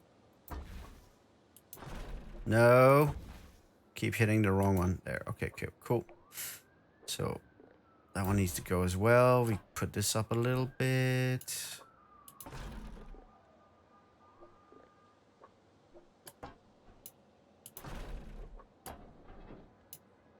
Little mini airtime hill. It's nice.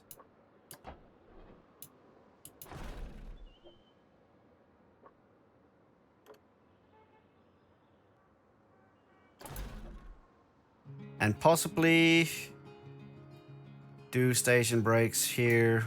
If it can do it on a rounded curve, I'm not sure. Can it? Yes. Not much better. We don't lose the energy until the very last second then. And then we do...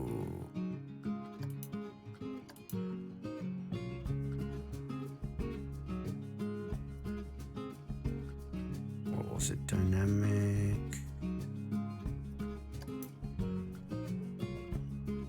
Okay, let's try. Start test.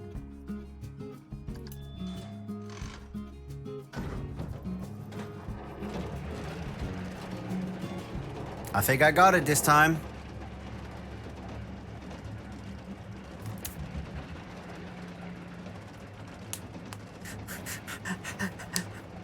If it gets above 3.5, I'll give myself a chocolate milk. It gets